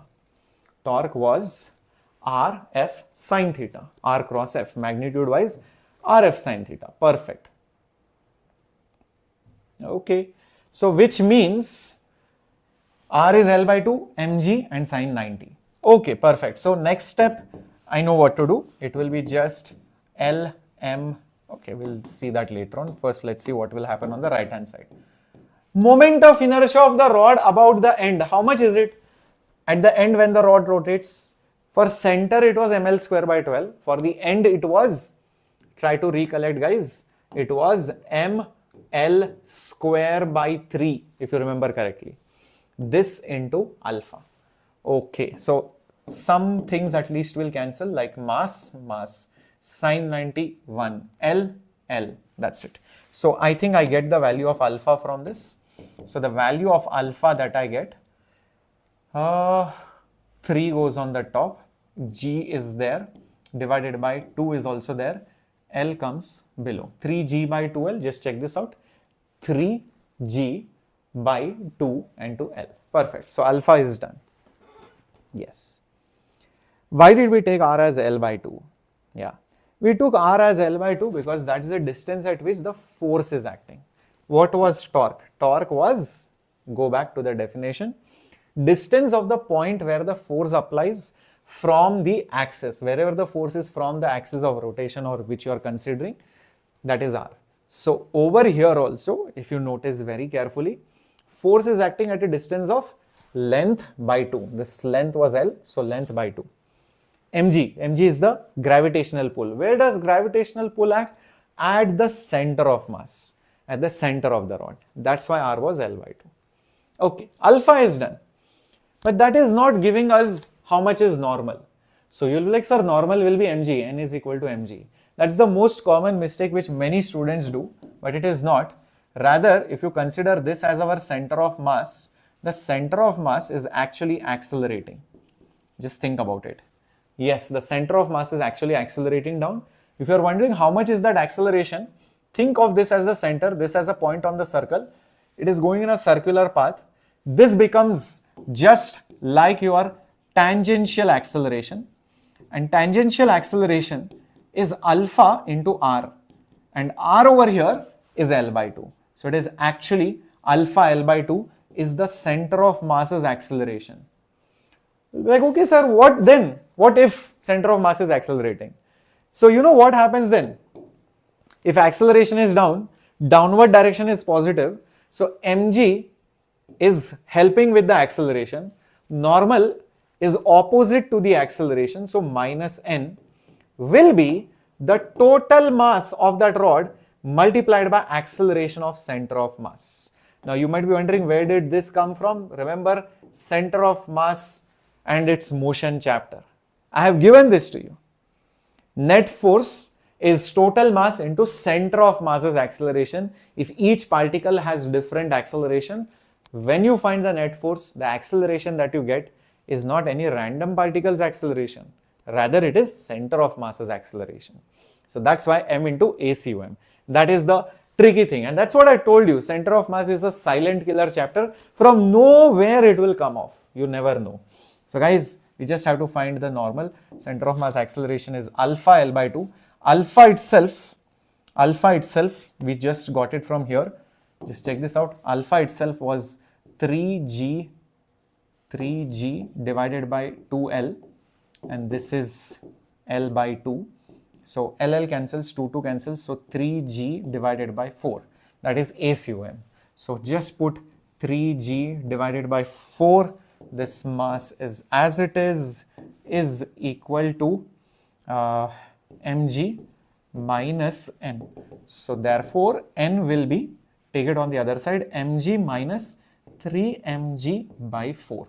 1 minus 1 by 4, 3 by 4 is 1 by 4. So it will be mg divided by 4. So the normal acting on the rod by this Pandu is mg by 4. We have found out that answer also. Isn't it a beautiful question? Silent killer question. Silent killer chapter, sorry. Yeah. So it's a very, very nice question.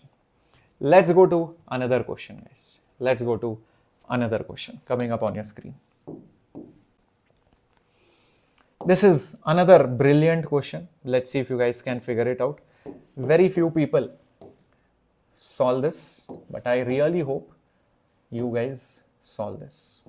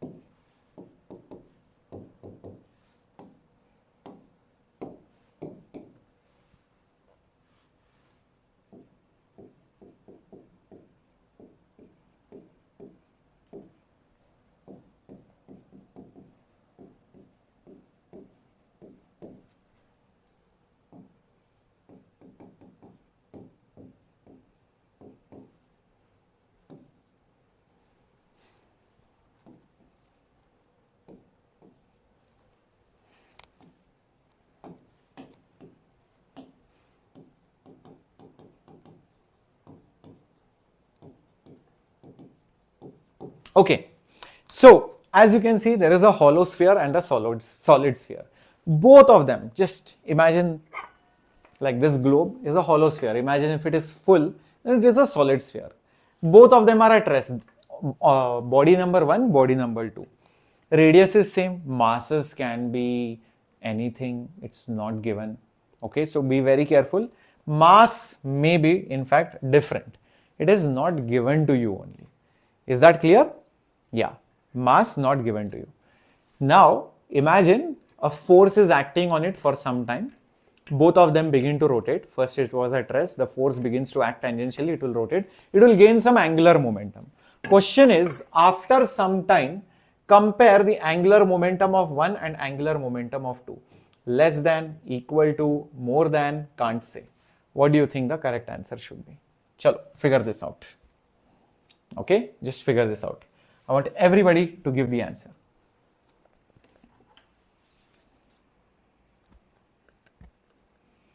Oh my God, Ratan Tata passed away. Is that? That is very sad news.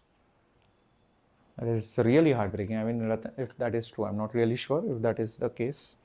I'll have to verify the news though. But since Krishna is saying this, I'm pretty sure it will be correct. Oh yes, it is true. It is true. It is heartbreaking, guys. And Ratan Tata, you know, the famous entrepreneur and a very, very noble character who was a very big philanthropist who donated a lot of money for the poor, the needy, and even when, you know, things are not going bad, and is also, you know, leading so many groups, be it Tata Motors, Tata Salt, even Tanishq, and then Starbucks, and then what do you say, even Big Basket, and Tata Steel, and the Taj Hotels, and so many industries are there. And you know, the person, the man behind this particular group of industries is none other than Ratan Tata. So, which was, and Tata Group is actually a very old group, more than 100 years back, you know. In fact, the entire city of Jamshedpur was built on one man's principle, Jamshedji Tata. And this is very, very heartbreaking. Such kind of people are very rare to find and very, very progressive, and just imagine, they could have definitely gone out of the country and maybe made some wealth out there, but they decided, no, let's not just make money for us, but also provide employment to not 1, 2, 3, 4 people or tens people, hundreds people, but lakhs of people. So they have really provided employment for so many of them, and that is something which we all should be proud of, and a national icon. That's what I would say, a national icon, right? So they are people who we should look up to, not just some random Instagram or some random social media influencer. Some people are really good, like for example, Food Farmer, such nice Instagrammer or YouTuber who gives a lot of health-based information, right? So many people are there who do good work, but not those people who do it some chapri, some very nonsensical things which they do. Rest in peace, such a great soul.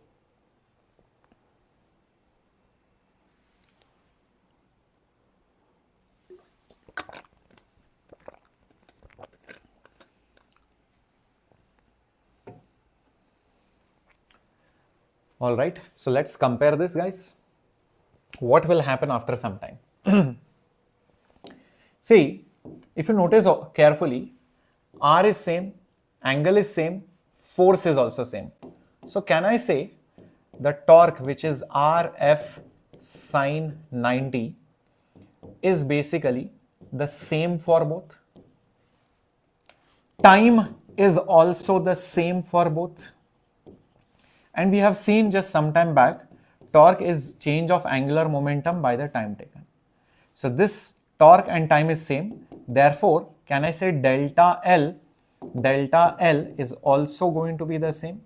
Delta L is also going to be the same. Okay. Delta L means final minus initial angular momentum is going to be the same. But wait a minute. They were at rest. So initial will be 0. Final minus 0 is going to be the same. But anything minus 0, is that anything? So the final angular momentum is just going to be the same. So hence the correct answer over here is a big fat equal to. Not more than, less than. It is just equal to.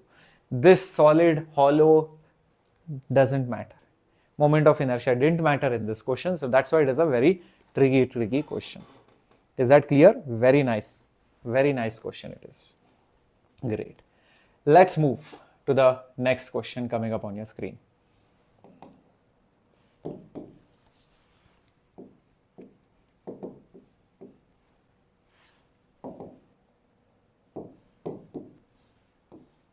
This is also a brilliant question. Let me tell you that.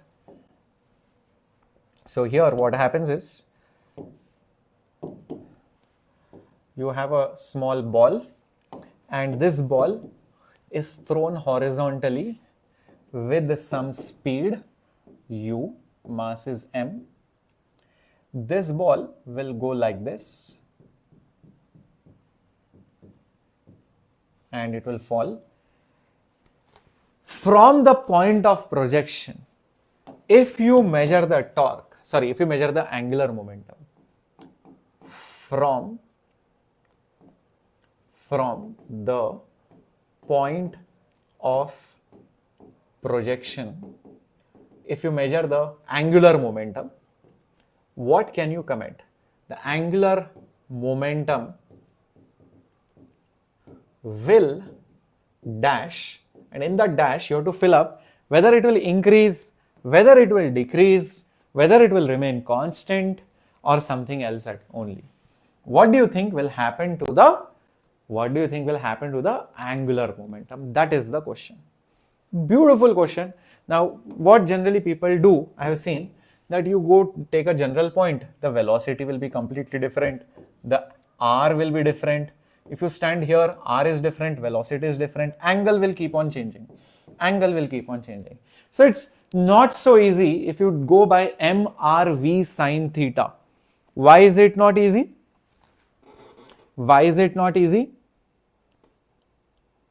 Yes, because v will change, distance will change, angle will change. So not so great way of doing this problem. No issues. Maybe torque will help us because torque and angular momentum are also related. So we'll be like, sir, how? Okay, no issues.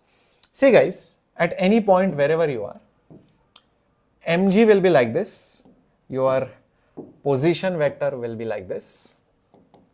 Actually, this will be your r, this will be your mg. You'll be like, sir, even here r is changing and even the angle is changing. But I'll tell you what, when you measure this torque,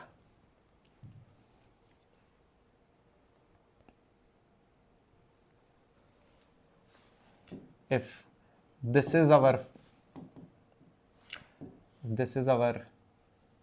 force,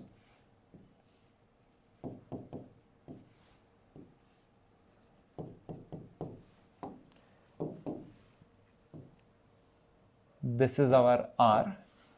Usually we write torque as r cross F. That gives me the torque. But you can also write torque as, R is there, but what you do is you take the perpendicular component of the force, this one, perpendicular component of the force, F perpendicular, which is nothing but F sine theta. But there is one more way. You leave F as it is. Instead, what you do is extend that line of force, and what you do is drop a perpendicular. This is R perpendicular, and you will see that since this is theta, why is that theta? That is because this is theta. So this is actually speaking R sine of theta. So R F sine theta or R sine theta into F, one and the same thing. So you can just write it as R perpendicular into F, where R perpendicular is R sine theta. One and the same thing magnitude wise. All the three ways are equivalent, gives you the same answer. Sometimes you will find this is easy. Like for example, force is perpendicular and you can do it. Sometimes you can find R perpendicular and it makes your job easy. So for example, in this thing, we didn't have to split anything because the force was already perpendicular. But here, you know what? R is at an angle. I have a feeling, how about extending this line of force, and you will notice very easily that this is basically your R perpendicular. This is basically your R perpendicular. Can you see that, guys? What is R perpendicular? Everybody with me? Yeah.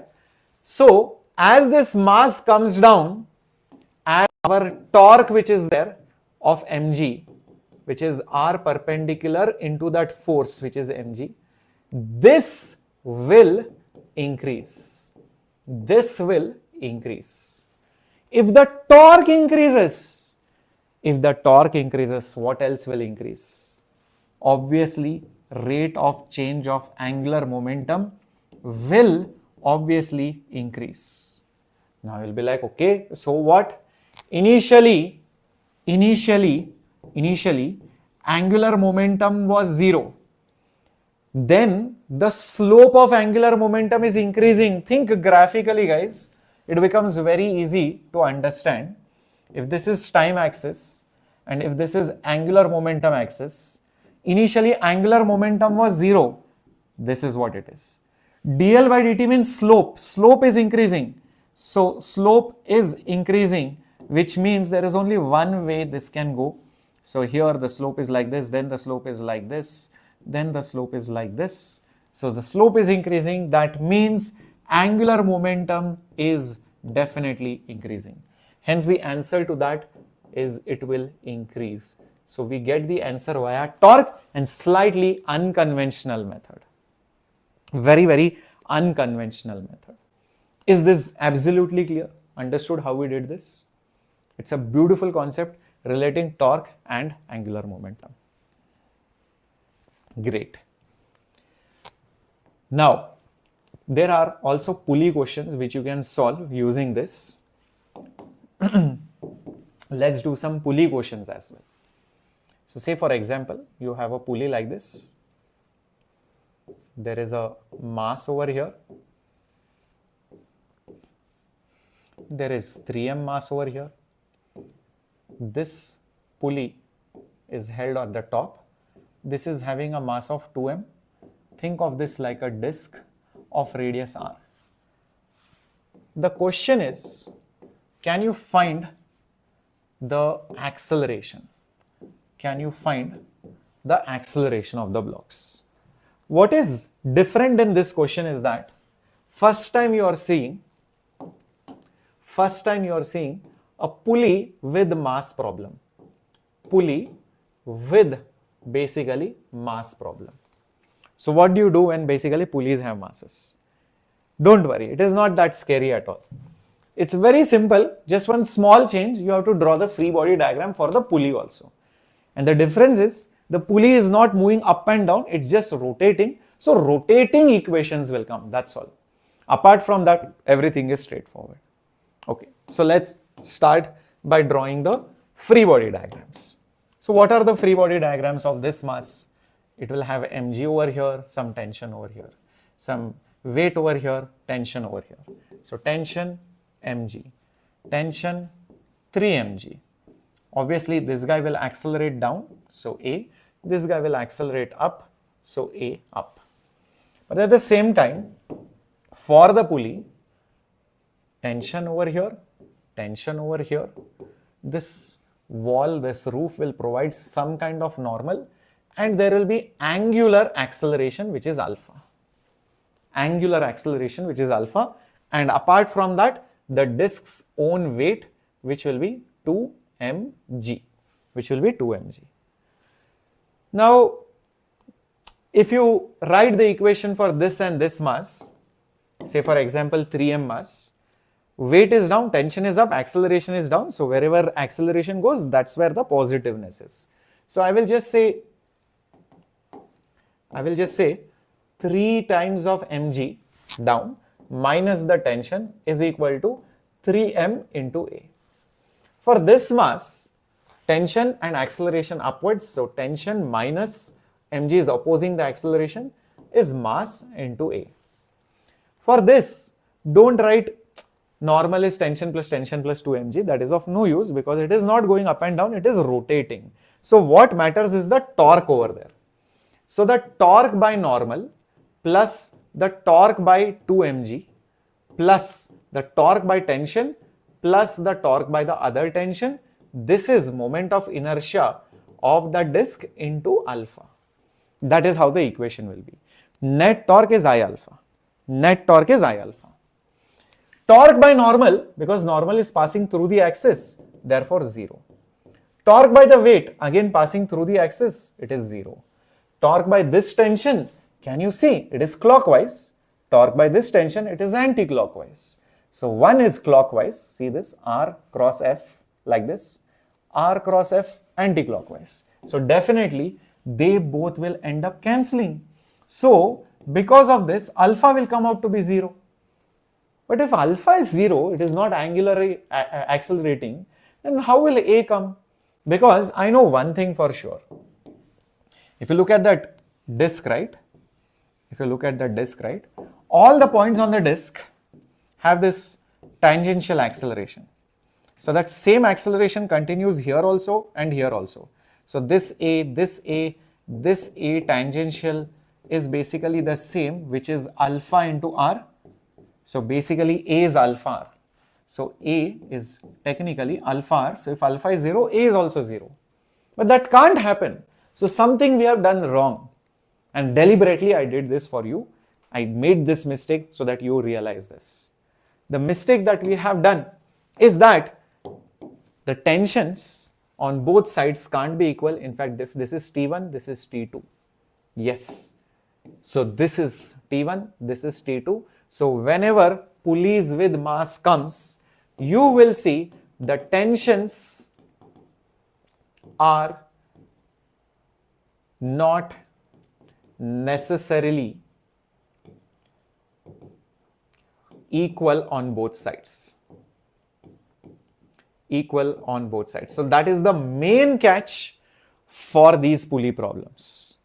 Yes, different tensions. Keep that in mind. Only then alpha can come. So over here, guys, this will be T1, this will be T2. So same thing over here, tension 1, tension 2. Now if you notice tension 1, R is R, force is tension, angle is 90 degree. So therefore it will be R into T1 into sine 90, which is 1. Plus, for tension 2, this is R, but it is anti-clockwise, so better to put minus sign, R into T2. Moment of inertia of the disk, mr square by 2. Alpha is A by R. Alpha is basically A by R. That is what you will get. So a lot of things will cancel, like this R and this R, this R, this R and this R. And finally, we will get T1 minus T2 is equal to MA by 2. Now, look at all these equations, T1 minus T1, T2 minus T2. If you add them, no, it will become very, very easy. So basically, just add all the three. Add all three equations. Add all the three equations. So what you will get? See from here, 3 mg I will get. Minus T1 plus T1 cancel. T2 minus T2 cancel. Minus mg also I will get is equal to here 3 ma, here ma, and lastly over here plus ma divided by 2. Perfect. 3 mg minus mg is nothing but 2 mg is equal to 3 plus 1 4, 4 plus half 4.5, which is 9 by 2, 9 by 2 basically ma. mm cancels, so therefore a will be 2 2s are 4, g is there, divided by 9. So 4g by 9 is the acceleration. Done and dusted. That's how you solve these questions, where pulleys have mass. Catch is that the tensions will not necessarily be the same, it will be different. So you need to be little bit careful in the free body diagram, or else you can't solve the question. Yeah, awesomeness, awesomeness, perfecto. Now there are some questions where you will see there is no alpha only. In fact, those are also very nice questions where equilibrium is achieved. So questions where you have some kind of equilibrium. When I say equilibrium, what does it mean? It means it is basically at rest, and there are two conditions for this. First is net force is 0. That means translation is absent, and next is net torque is 0 about any point. That means rotation is absent. This equilibrium where bodies are at rest, you will see net force is 0, net torque is 0. You can also use this concept for toppling questions. Toppling, on the verge of toppling. Something is there, it's about to topple, it's about to fall. Just before it is falling, torques are balanced. Something more happens, it will roll over, it will topple over. So those kind of questions or equilibrium questions, both of them have the same concept. So when it is on the verge of toppling, you use this. Is this clear? Yeah. Yeah, you can expect the flashcards delivery within usually 1 to 3 weeks, anywhere between that. Usually it is 1 to 2 weeks, very rare cases 3 weeks maximum. So let's do some questions on this so that we get an idea. So let's say, for example, we have this rod and it is held by two strings here and here, and this is the roof. This rod has a mass of m, length of L, and there is some another mass 2m which is kept at a distance of L by 4. L by 4. I call this string number 1. I will call this string number 2. The question is, find the tensions in both the string. Find the tensions in basically both the strings. Let's try to solve this. Okay. Because there is a mass, point mass, which is attached on the rod, that too closer to the left hand side. So it doesn't make sense the strings will have the same tension. In fact, it will have different tension. Obviously, it is not symmetric. If it was exactly in the middle, it would be equally balanced, but it is not. So obviously, one side will have more, one side will have less. So if you draw the free body diagram of the rod, I can say tension 1 on this side, and the other string will pull it up by some new tension T2 on the other side. Yeah, perfect. Yes, perfect. Now, apart from this 2m will also have its own weight, which will be nothing but 2 mg. Everybody gets this point? Perfect. The rod also has its center of mass here, and its own weight will be nothing but mg, like this. Oh, so that is the catch. Many people do not show the forces at the right places. If you show it at the right places, only then answers will be correct.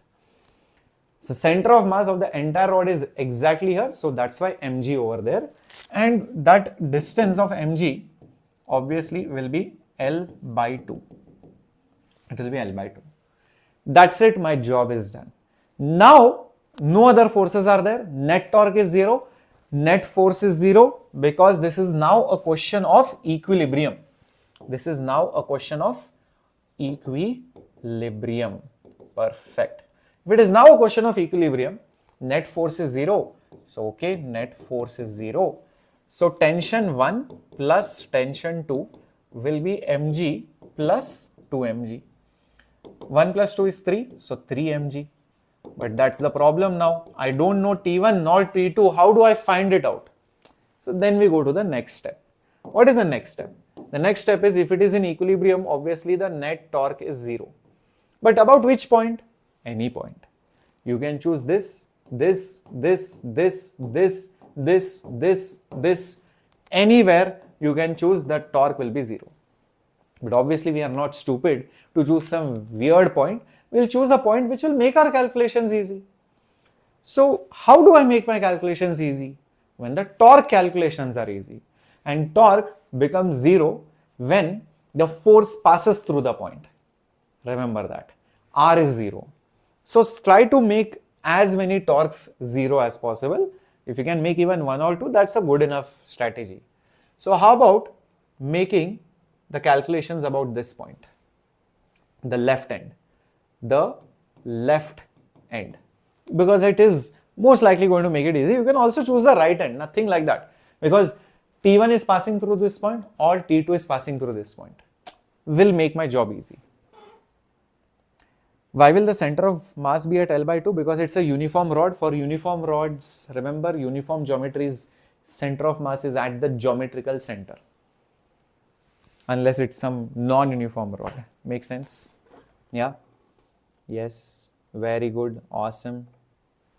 So now what? What next? What next?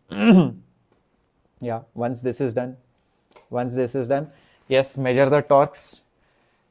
Torque by T1 plus torque by T2 plus torque by mg plus torque by 2 mg, the whole thing should be 0.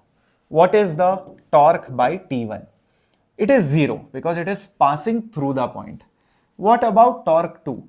This is giving anti-clockwise torque. Distance is L. Force is already perpendicular. So it will just be L into T2. Why minus? I'm taking anti-clockwise torque as negative. mg's torque is like this clockwise, so I will take it positive. 2 mg's torque is also clockwise, so I will also take it positive. This is 0, this is negative, positive, positive. Do you understand? Signs play a very important role. If you just write magnitudes, gone, negative marks. So plus mg is at a distance of L by 2, R is L by 2, force is mg. 2mg is at a distance of L by 4 into 2mg. This whole thing is 0. Okay, so take it on the other side. 1 by 4, this is, sorry, 1 by 2, this is also 1 by 2. So L by 2 plus L by 2 is complete L. So Lmg is equal to L into T2. So therefore T2 is basically mg. Oh, T2 is mg, guys. So just put mg over here. That's it. I think we will get T1. T1 plus mg is 3 mg. Therefore T1 will be 3 minus 1, which is 2 mg. So we found both the answers. This one and this one. That's it. Is this absolutely clear how to solve these questions on equilibrium? Yeah. Perfect. Yes. Awesome. Now let's do another question. So we did a question on equilibrium. We'll do more questions. Don't worry. Let's do a question on toppling now. Let's do a question on toppling.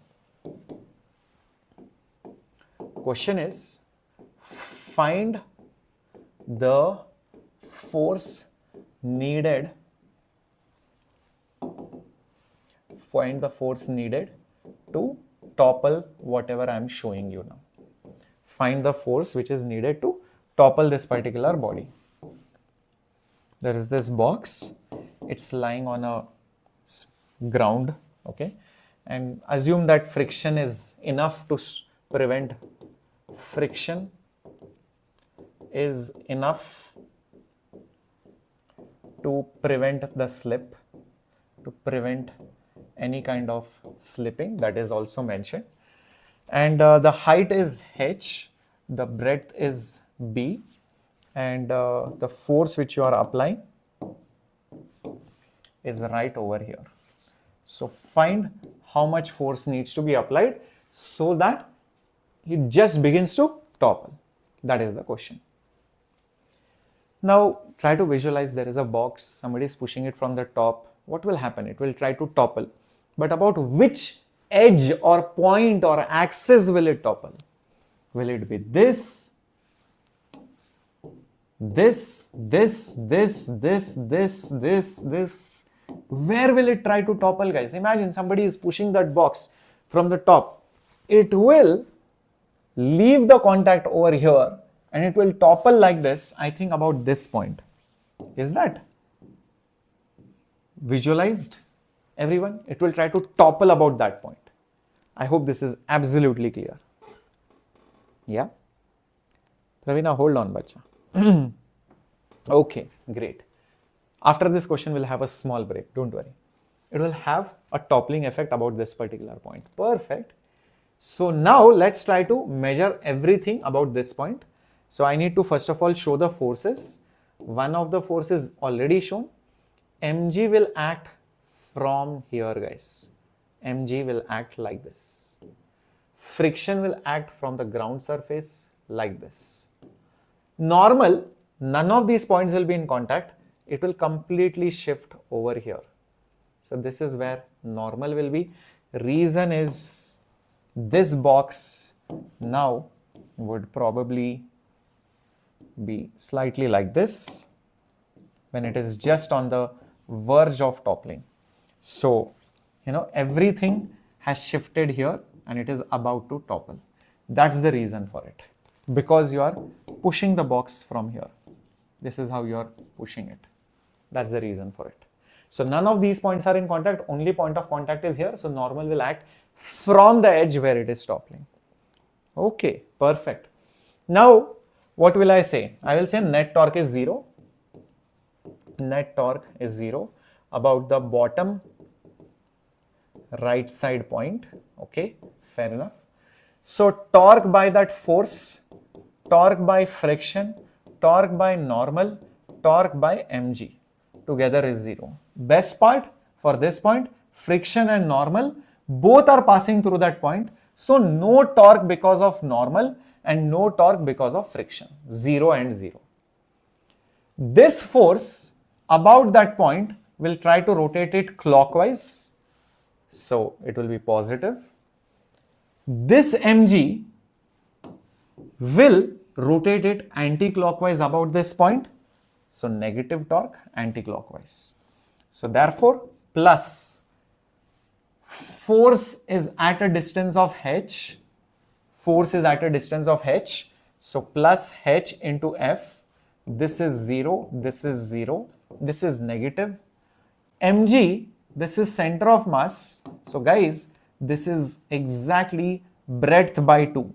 So it will be b by 2 is r and force is mg. This is 0. Do you understand why this is b by 2? Do you understand why this is b by 2?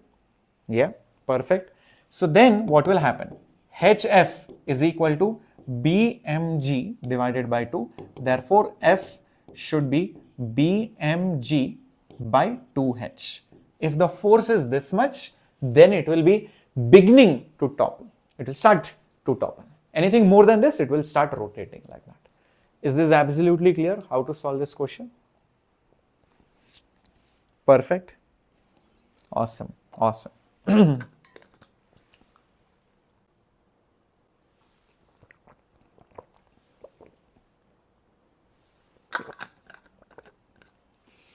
Great. We'll take a short break and we'll return.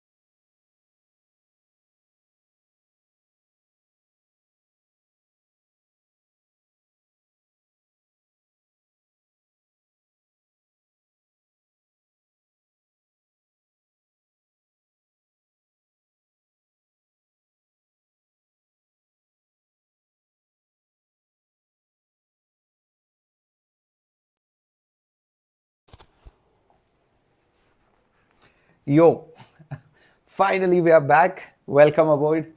Just before the break, we are doing questions on equilibrium and toppling. Yep. Ready, guys, to knock it out? Yeah, just couple of more minutes. We are going to do angular momentum conservation and a few more problems on equilibrium and all that. And most of the chapter is almost like done. Remember, rolling basics are you need to know, but apart from that, slipping and all that is not there. So very basic rolling motion is what you will be needing, but apart from that, you will not need much. Okay, so let's continue our discussion. Let's go ahead.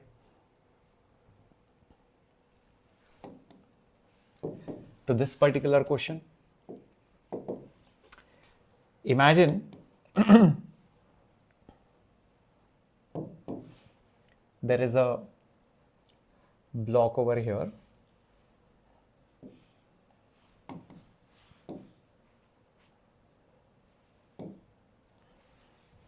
and it is kept on a inclined plane like this.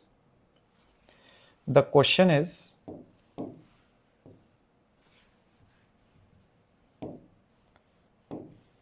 if this is theta, this is h, this is b, the question is, find theta after which the block topples. Assume no slip. Assume there is no slipping because of enough amount of friction. Very interesting question. See, imagine you are standing normally, then both your legs get the same pressure, same force, same normal. But when you are standing on an inclined plane, one of the leg, tries to lose contact, other leg is pressed more. Just you try to stand on a ramp or a slope, you will feel that pain. One leg is pressed more, one leg is pressed less. So same thing over here. You will see that in this situation, these sides will have more normal as compared to this side over here. And as you increase the angle more and more, there comes a point where that entire object will topple over. So now when it is on the verge of toppling, the angle is increased to a decent amount. The angle is increased to a decent amount. How will that diagram basically look like? I think it will be something like this, where when it is on the verge of toppling, all these points have lost contact, because when it is on the verge of toppling, obviously it will topple over this point. Understand that.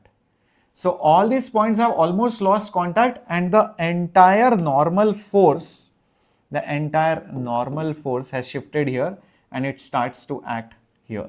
So the normal force has shifted here. That is the first thing that you should notice. Is this making things very obvious? Yeah, because all these points would have lost contact and the normal force would have shifted here. Apart from that, the friction still would act over here only. Apart from that, the friction will still act over here along this line. Now, if you see about this point, normal is passing through it, friction is passing through it, so it can't give any torque. Exactly. So, the only force remaining is mg. Now think about it. If mg acts from this side, right hand side of this point, it will produce a clockwise torque, which means it will try to bring it back. Clockwise means like this. So it will push it back onto the floor. But if mg acts from this side, it will produce an anti-clockwise torque, which means it will topple. So when it is just about to topple, where will mg be? mg will pass exactly through that point. When it is on the verge of toppling. This is on the verge of toppling. And whatever questions we have, it is always on the verge. That's what I also mentioned over here. Toppling means not it is already toppling, it is on the verge of toppling. So always net force is 0, net torque is 0. So here also you will see all the forces are concurrent. All the forces are concurrent. That's why net torque is 0. Since all forces R is equal to 0. All the forces, position vector of those forces is 0. It is passing through the axis. So no torque at all. Is this absolutely clear? Everybody with me? Is this absolutely clear? Let me know quickly in the chat box. Yeah, perfect. So then you will be like, sir, nothing is there, no torque is there, then what is there to calculate? In fact, this diagram is good enough to make all the calculations. I'll tell you how. Just extend this line, right like this, okay. Draw a horizontal line right over here. We already know that this particular angle is theta. Why? Because this is theta. If this is theta, this is 90 minus theta, correct? And then this is theta, and then this is theta, and so on and so forth, correct? All alternate angles. The moment I extended this line, I can see a nice little triangle over here where this side is basically H, this side is basically B, this is 90 degree. So in that right angled triangle, can you see that tan of theta is basically B by H? So basically the question was that find the angle for which the block topples. So theta is nothing but tan inverse of B by H. That's it. That is the answer. After this angle, it will topple. Before this angle, it will not topple. At this angle, it is just about to topple. A small disturbance can just topple it over. Is this absolutely clear? Such a brilliant question. Everybody? Yeah. I hope this is clear. Cool. So let's proceed ahead. Let's proceed ahead to one more concept. And actually the questions on this are also very rare, but if it comes, you should know. See, again, let me go back over here a little bit when we discussed translational and rotation. See, we said kinetic energy is half mv square, rotational energy is half I omega square. So force was ma, torque was I alpha. Is there something for work also? Work is force into displacement. Force into displacement. In rotation, it should be equivalent of force, which is torque, into angular displacement. Exactly. So you will see that in case some question comes, very rarely it will come, but still if it comes, work done by a torque, work by a torque, if it comes, then that work is just nothing but the torque multiplied by the angular displacement. Don't get scared about the units, it is still the same, it is still in joules, it's not very different. This is okay if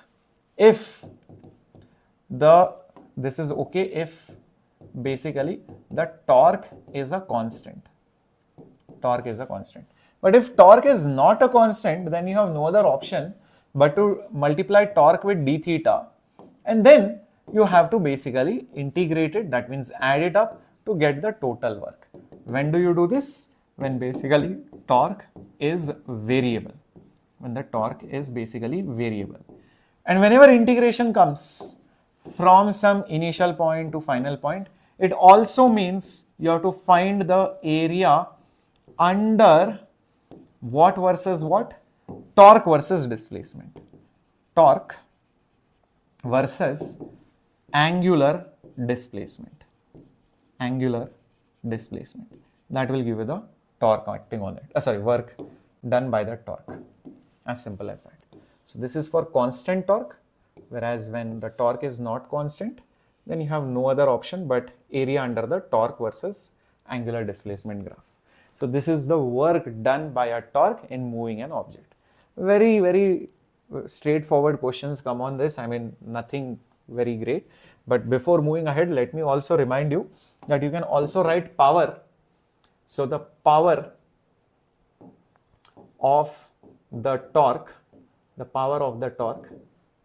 that power is simply put the torque into, instead of velocity, you will have angular velocity, tau into omega. So this is the formula.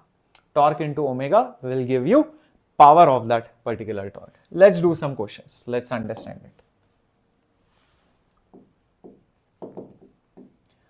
If a torque of 40 Newton per meter acts on a wheel, okay, of moment of inertia of 2 kg meter square for 10 revolutions, starting from rest,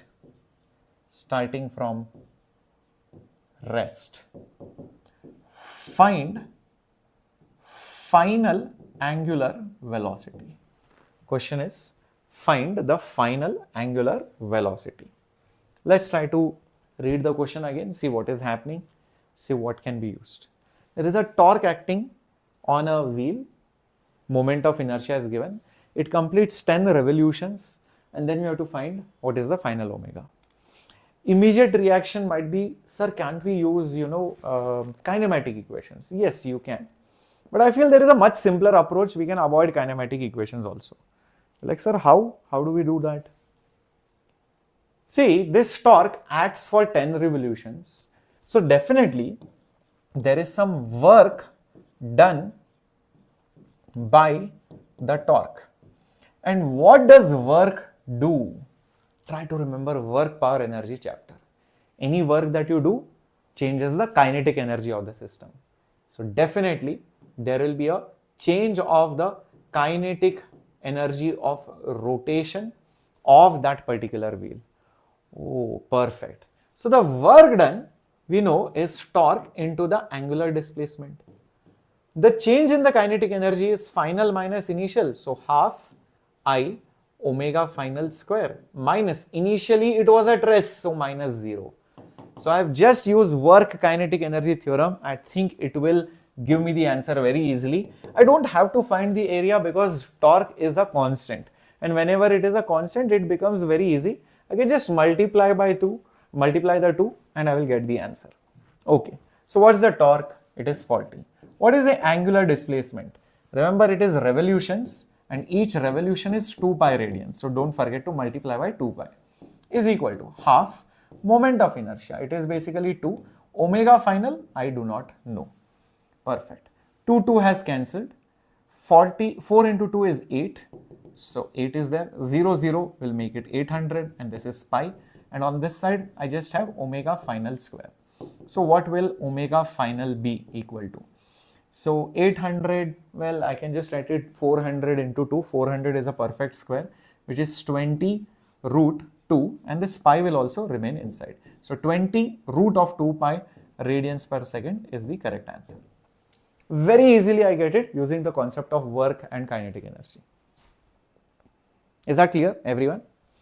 Let's do one more question. Coming up on your screen. Get ready for it.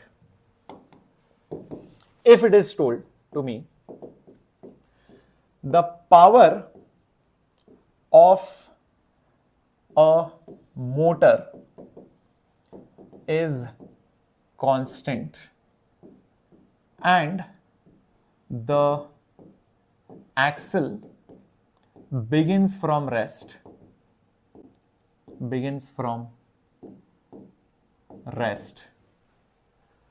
the angular velocity is proportional to some power of time. The question is, what power of time is it proportional to? What what power of time is that angular velocity proportional to? That is the question. Okay, so let's try to do this. Yeah.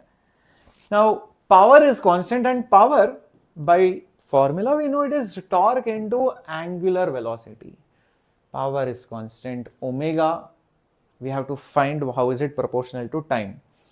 Somehow I need to do something with the torque, other than that there is no other way. Torque is I into alpha, well okay, I into alpha. But then what else can I do? Oh wait a minute, alpha and omega are related to each other. So I into alpha is rate of change of angular velocity. Oh perfect. So bring dt over here, bring I over here.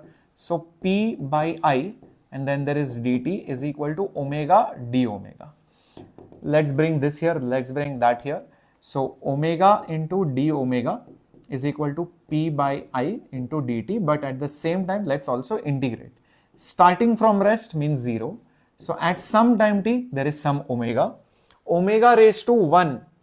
Omega raised to 1's integration is omega raised to 2 by 2, and this is 0 square by 2, putting the limits.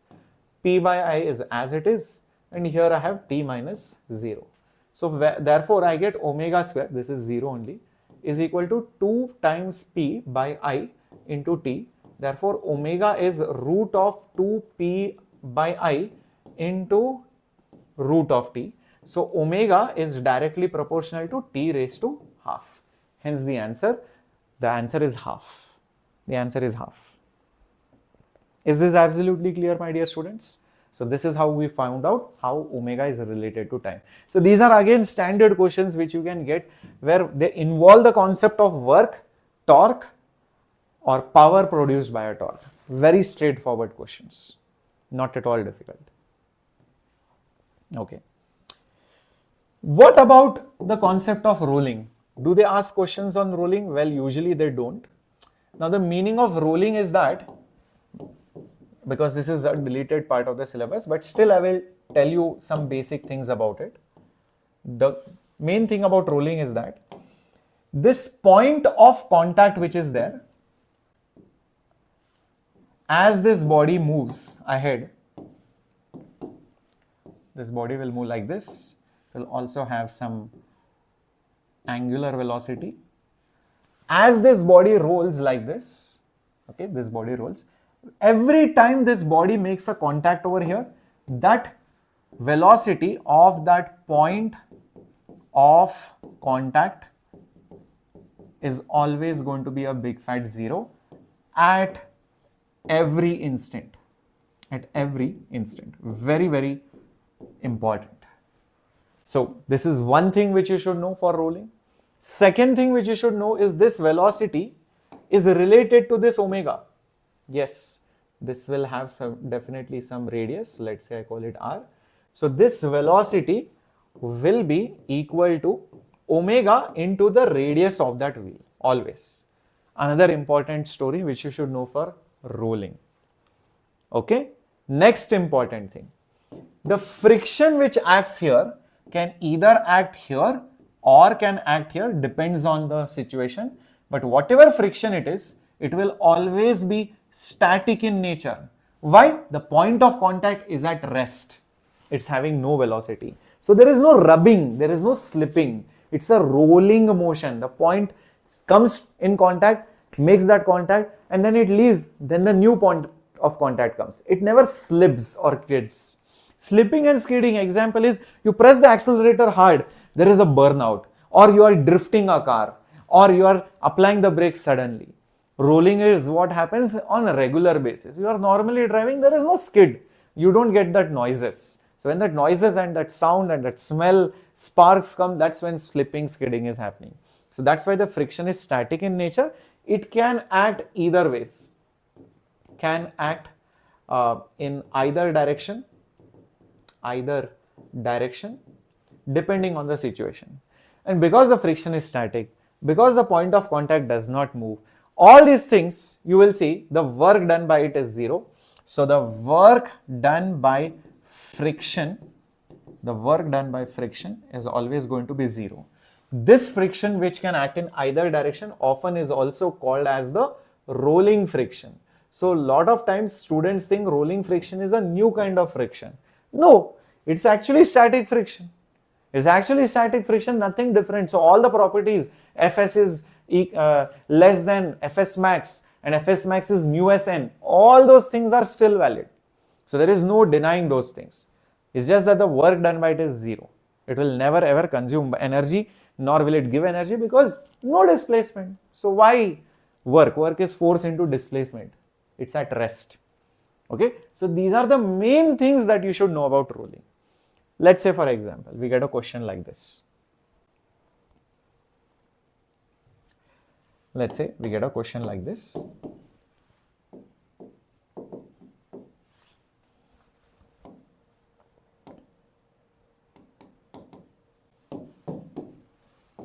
There is a solid sphere and maybe it was somewhere here and it came over here.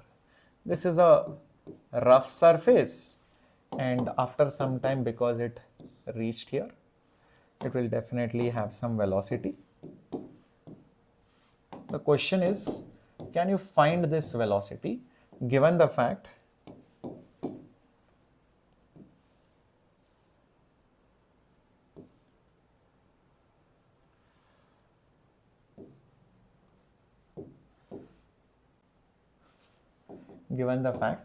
that this particular thing is h. It is also given this is a solid sphere. This is also given to you. Can you find the velocity when it comes over here? It started from rest. All these things are given to you. Okay. It starts from rest. It's a rough surface. It rolls down, and by the time it comes down, it has some velocity. So normal thinking, yes, it was at some height, it has some potential energy, it got converted into kinetic energy.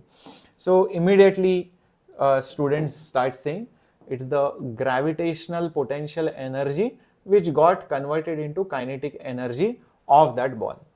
But that is slightly wrong. I'll tell you why.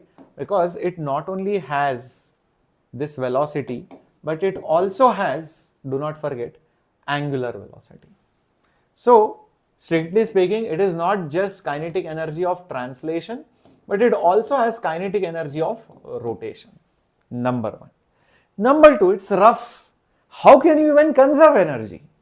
That is the problem. See, energy is conserved when friction-like forces are not doing work. Oh, wait a minute. What did I just say? Friction, normal, tension, evil forces, non-conservative forces. They should not be doing anything. Even if they are there, they should be silent. That means not doing work. Oh, so we know that static friction in rolling doesn't work. It doesn't work. This immediately means if it is not working, therefore mechanical energy must be conserved. Mechanical energy is definitely conserved. So this is a very important takeaway for rolling motion, guys. So for rolling motion problems, you can definitely conserve energy because friction is not going to do work. So be happy about it, and that's why this statement is perfectly correct. There is nothing wrong. So what is the gravitational potential energy? It is mgh. What is kinetic energy? Half mv square. What is rotational energy? Half I omega square. What is moment of inertia? It is 2 by 5 mr square. What is omega? We just know that v is nothing but omega r. How do I know this? Because for rolling motion, that is the formula. V is omega r. V is omega r. Okay. So coming back over here, omega will be nothing but v by r whole square. So let's see what all happens over here. This r square and this r square will cancel. So I am just left with mgh is equal to mv square by 2 plus 2 cancels 1 by 5 mv square. So mm cancels, so gh 5 2s are 10, so 5v square plus 2v square, which makes it 7v square by 10, or 10gh is equal to 7v square. V square will be 10 by 7gh, so v will be root of 10 times gh divided by 7. That is the answer. We got it. So that's how you can solve these questions of rolling from some particular height. Because rolling motion, there is no reason why energy should not be conserved. It's definitely going to be conserved. Then I have also seen one question like this, which will say, you have a wheel like this. Can you find the velocity of this point, this point, this point, and this point, so we already know. Can you find the velocities of these 3 points? The answer is definitely yes. So find velocities of the points which have been marked. How to do these kind of questions? See guys, I told you over here only. Where is it? Here. This point is at a rest. This point is having v velocity and the angular velocity is omega. So for such problems, what you can do, one simple trick is there. Since this point, the contact point, is basically at rest. If you remember our discussion of any body,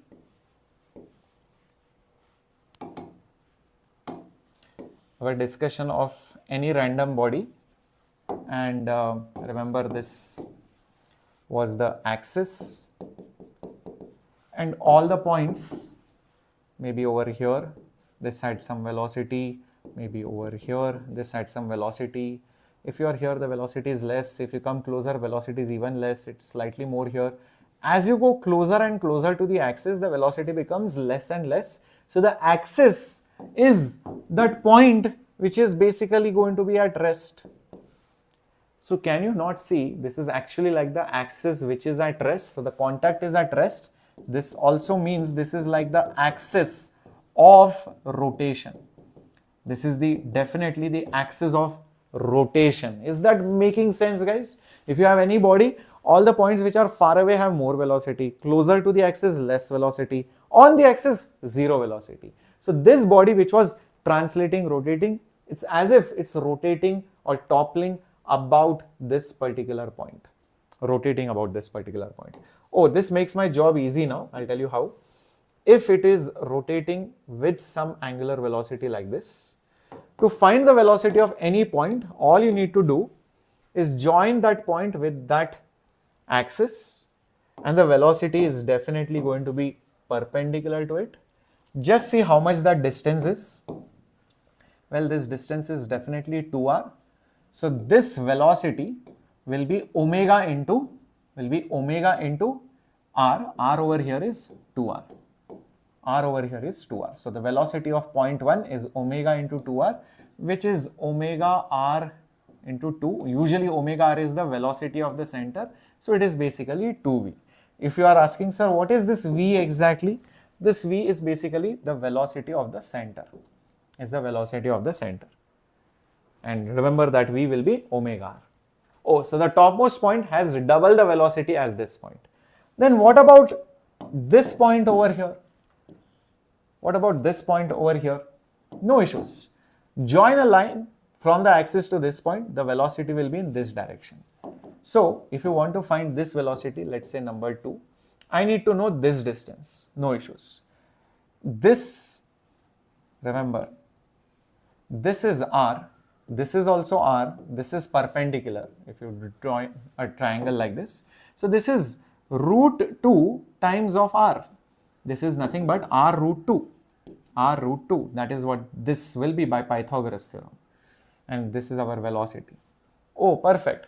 So that velocity will be again omega into distance, which is r root 2, but omega r is v. So it is v root 2. Oh, so that is the velocity at this point. Perfect. So what about the velocity at this point? Join a line and make sure that you are going perpendicular to it. That will give me the velocity at that particular point. Let's say that is v3. So how much is v3? Again, I need to know omega and that distance. Again, you can see this is r, this is r, this is r root 2. Look at this triangle. Radius, r root 2. Perfect. The velocity is like this. So omega into r root 2, omega r is v. So again v root 2. So that's how easily you can solve these questions by using this concept that since the contact is at rest, it's as if the axis is itself here and the entire body is rotating about this point. Then it makes my job easy. Is this absolutely clear, my dear warriors? Perfecto, amazingo. So some basic concepts of rolling, if you know this much, I think it is more than enough. You don't need to know much, okay, because they don't ask questions on rolling anymore. It has been deleted now from the syllabus. Okay, but still I have given you just in case. Anyways, now let's come to the final point of this chapter, and that is basically called as the conservation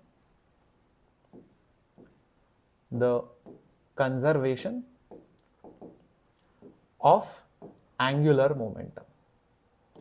The conservation of angular momentum. It's just like linear momentum conservation, just that instead of momentum you have angular momentum, instead of force you will have torque. That's it, that's the only difference. So think like this, if by any chance you find that the net torque acting on a system is 0. What is torque? Rate of change of angular momentum. So that means dl by dt is going to be 0. This means what?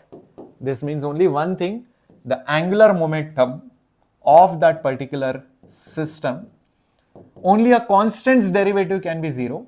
So the angular momentum of that system is basically a constant. This is basically law of conservation of angular momentum. If the net torque acting on a body is 0, this is very important. If the net external, this is very important, external, not internal, torque on a body is 0, then the total angular momentum is conserved about that same point, not different point, because torque is measured about a point. You can't go and say angular momentum I will measure about some other point. No, angular momentum is conserved about that point, or basically whatever axis you have taken. Please note, just like before, energy may not be conserved. Energy may be lost, it might be gained. So energy may not be conserved. The most common example of this, say there is a beautiful champa over here and she has some nice weights with her. She is standing on the ground, smooth floor, and she is spinning right now. She is spinning right now with some angular velocity. She is rotating like this. Okay, she is just rotating like this. She is doing some dance. What she does? She is on a smooth surface, let's assume skating or something. She basically makes her legs go a little bit wider like this, and oops. So this is our beautiful champa. She pulls her hands apart like this. So earlier she was like this. Now she makes her legs and hands like this, and now she starts rotating. In this process, whatever forces were there, they were all internal. They were part of champa only. So all forces were internal. All forces are basically internal. There was no external force. So definitely we can see, because it was a smooth surface, net external torque was 0. And what does our law of conservation of momentum say? If net external torque is 0, then the total angular momentum is conserved. So that means I can say angular momentum of champa is basically a constant. Now what is the formula for angular momentum? It is moment of inertia of champa and multiplied by angular velocity of Champa. So think about it. When her hands legs are close, all the masses are close to the axis. But when her hands legs are far, the distance r is more. So won't the moment of inertia increase as she spreads her hands and legs? So if I increases, to keep the product a constant, what should change? If I increases, omega should decrease. So that's why you will see there will be a reduced angular speed. Reduced angular speed. She will not rotate that fast. But if she was already like this and she does this, she will rotate really fast.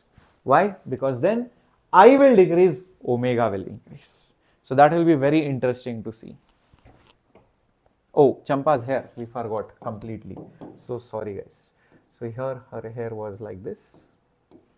Now her hair are like this. Even the hair has decided to go away. That is Champa's hair. Yeah. Yeah. Is that clear, everyone? Beautiful, beautiful concept. So let's do a question on this. Say for example,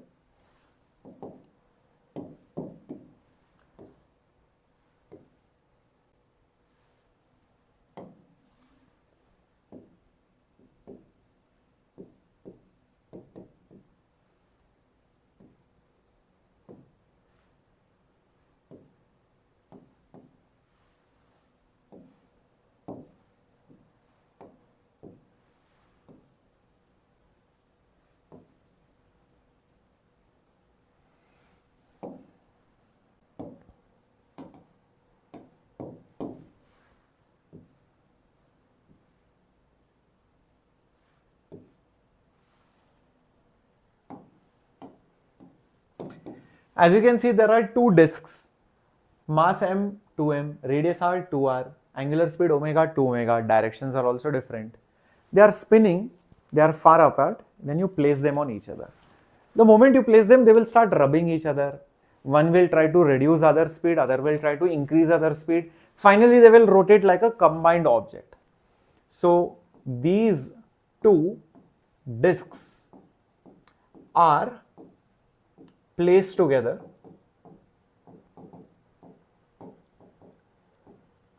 on a smooth axis. On a smooth axis. The question is, find the omega final, whatever is that final omega with which they rotate as a combined system. What do you think is that combined omega? Okay. Since the axis is smooth, there is no other torque. mg can't give torque. How can it spin it like this? Normal can't give torque. No other Pandu Champa is there to spin it. So obviously, in this entire scenario, we can clearly say net external torque is 0. Therefore, the angular momentum is going to be constant. So let's write down what is the initial angular momentum, and let's also write down what is the final angular momentum. And let's take one direction as positive, other direction as negative. So for reference, let's take the bigger one as positive. So this is positive. Naturally, the other one will be negative. Okay. So what is the initial angular momentum? This guy will have some angular momentum, that will be I1, and this will be, let's say, I2. So I1 will be negative, I2 will be positive. Finally, they are both together. Sorry, not I1 guys. L1. L1 will be negative, L2 will be positive. Finally, as a combined system, they will have a final angular momentum. Why minus? Because this is negative, this is positive. First guy's angular momentum, I omega, I1 and omega 1, omega 1 is omega. Second guy's angular momentum, I omega again, moment of inertia I2, omega is basically 2 omega. Finally, both of them are together. So combined moment of inertia I1 plus I2 into final angular velocity. Angular momentum formula is I omega. That's all I am using, nothing more, nothing less. What is moment of inertia of this guy? Disk. It is mr square by 2 into omega. What's moment of inertia of this guy? It is 2m, 2r square, which means 4r square by 2 into 2 omega. is equal to I1 mr square by 2, I2 2m 2r whole square, which is 4r square divided by 2, and this whole thing into final omega. Mr square cancels. Okay, so I'm left with minus omega by 2 plus 2 cancels, 4 2s are 8, plus 8 omega is equal to 2 cancel, 4 2s are 8, yes, perfect. 2 cancelled, 4 is there, plus half is there, 4 plus half is 4.5, which is 9 by 2. So 9 by 2 omega final. Now this will make it 8 minus half, right? Perfect, which is 7.5, which is 15 by 2. So 15 by 2 omega is equal to 9 by 2 omega final. 2 cancels. So final angular velocity will be 15 omega divided by 9. That is the correct answer. So final angular velocity is 15 omega by 9. Done and dusted. So you get questions like this, discs are spinning. Sometimes one of the discs might be at rest also. So that guy's angular momentum will be 0. And then they will ask you, what is the final speed? Sometimes they might even ask you, what is the energy loss? So if by chance they ask you in this same question, imagine in this same question, find the loss of energy.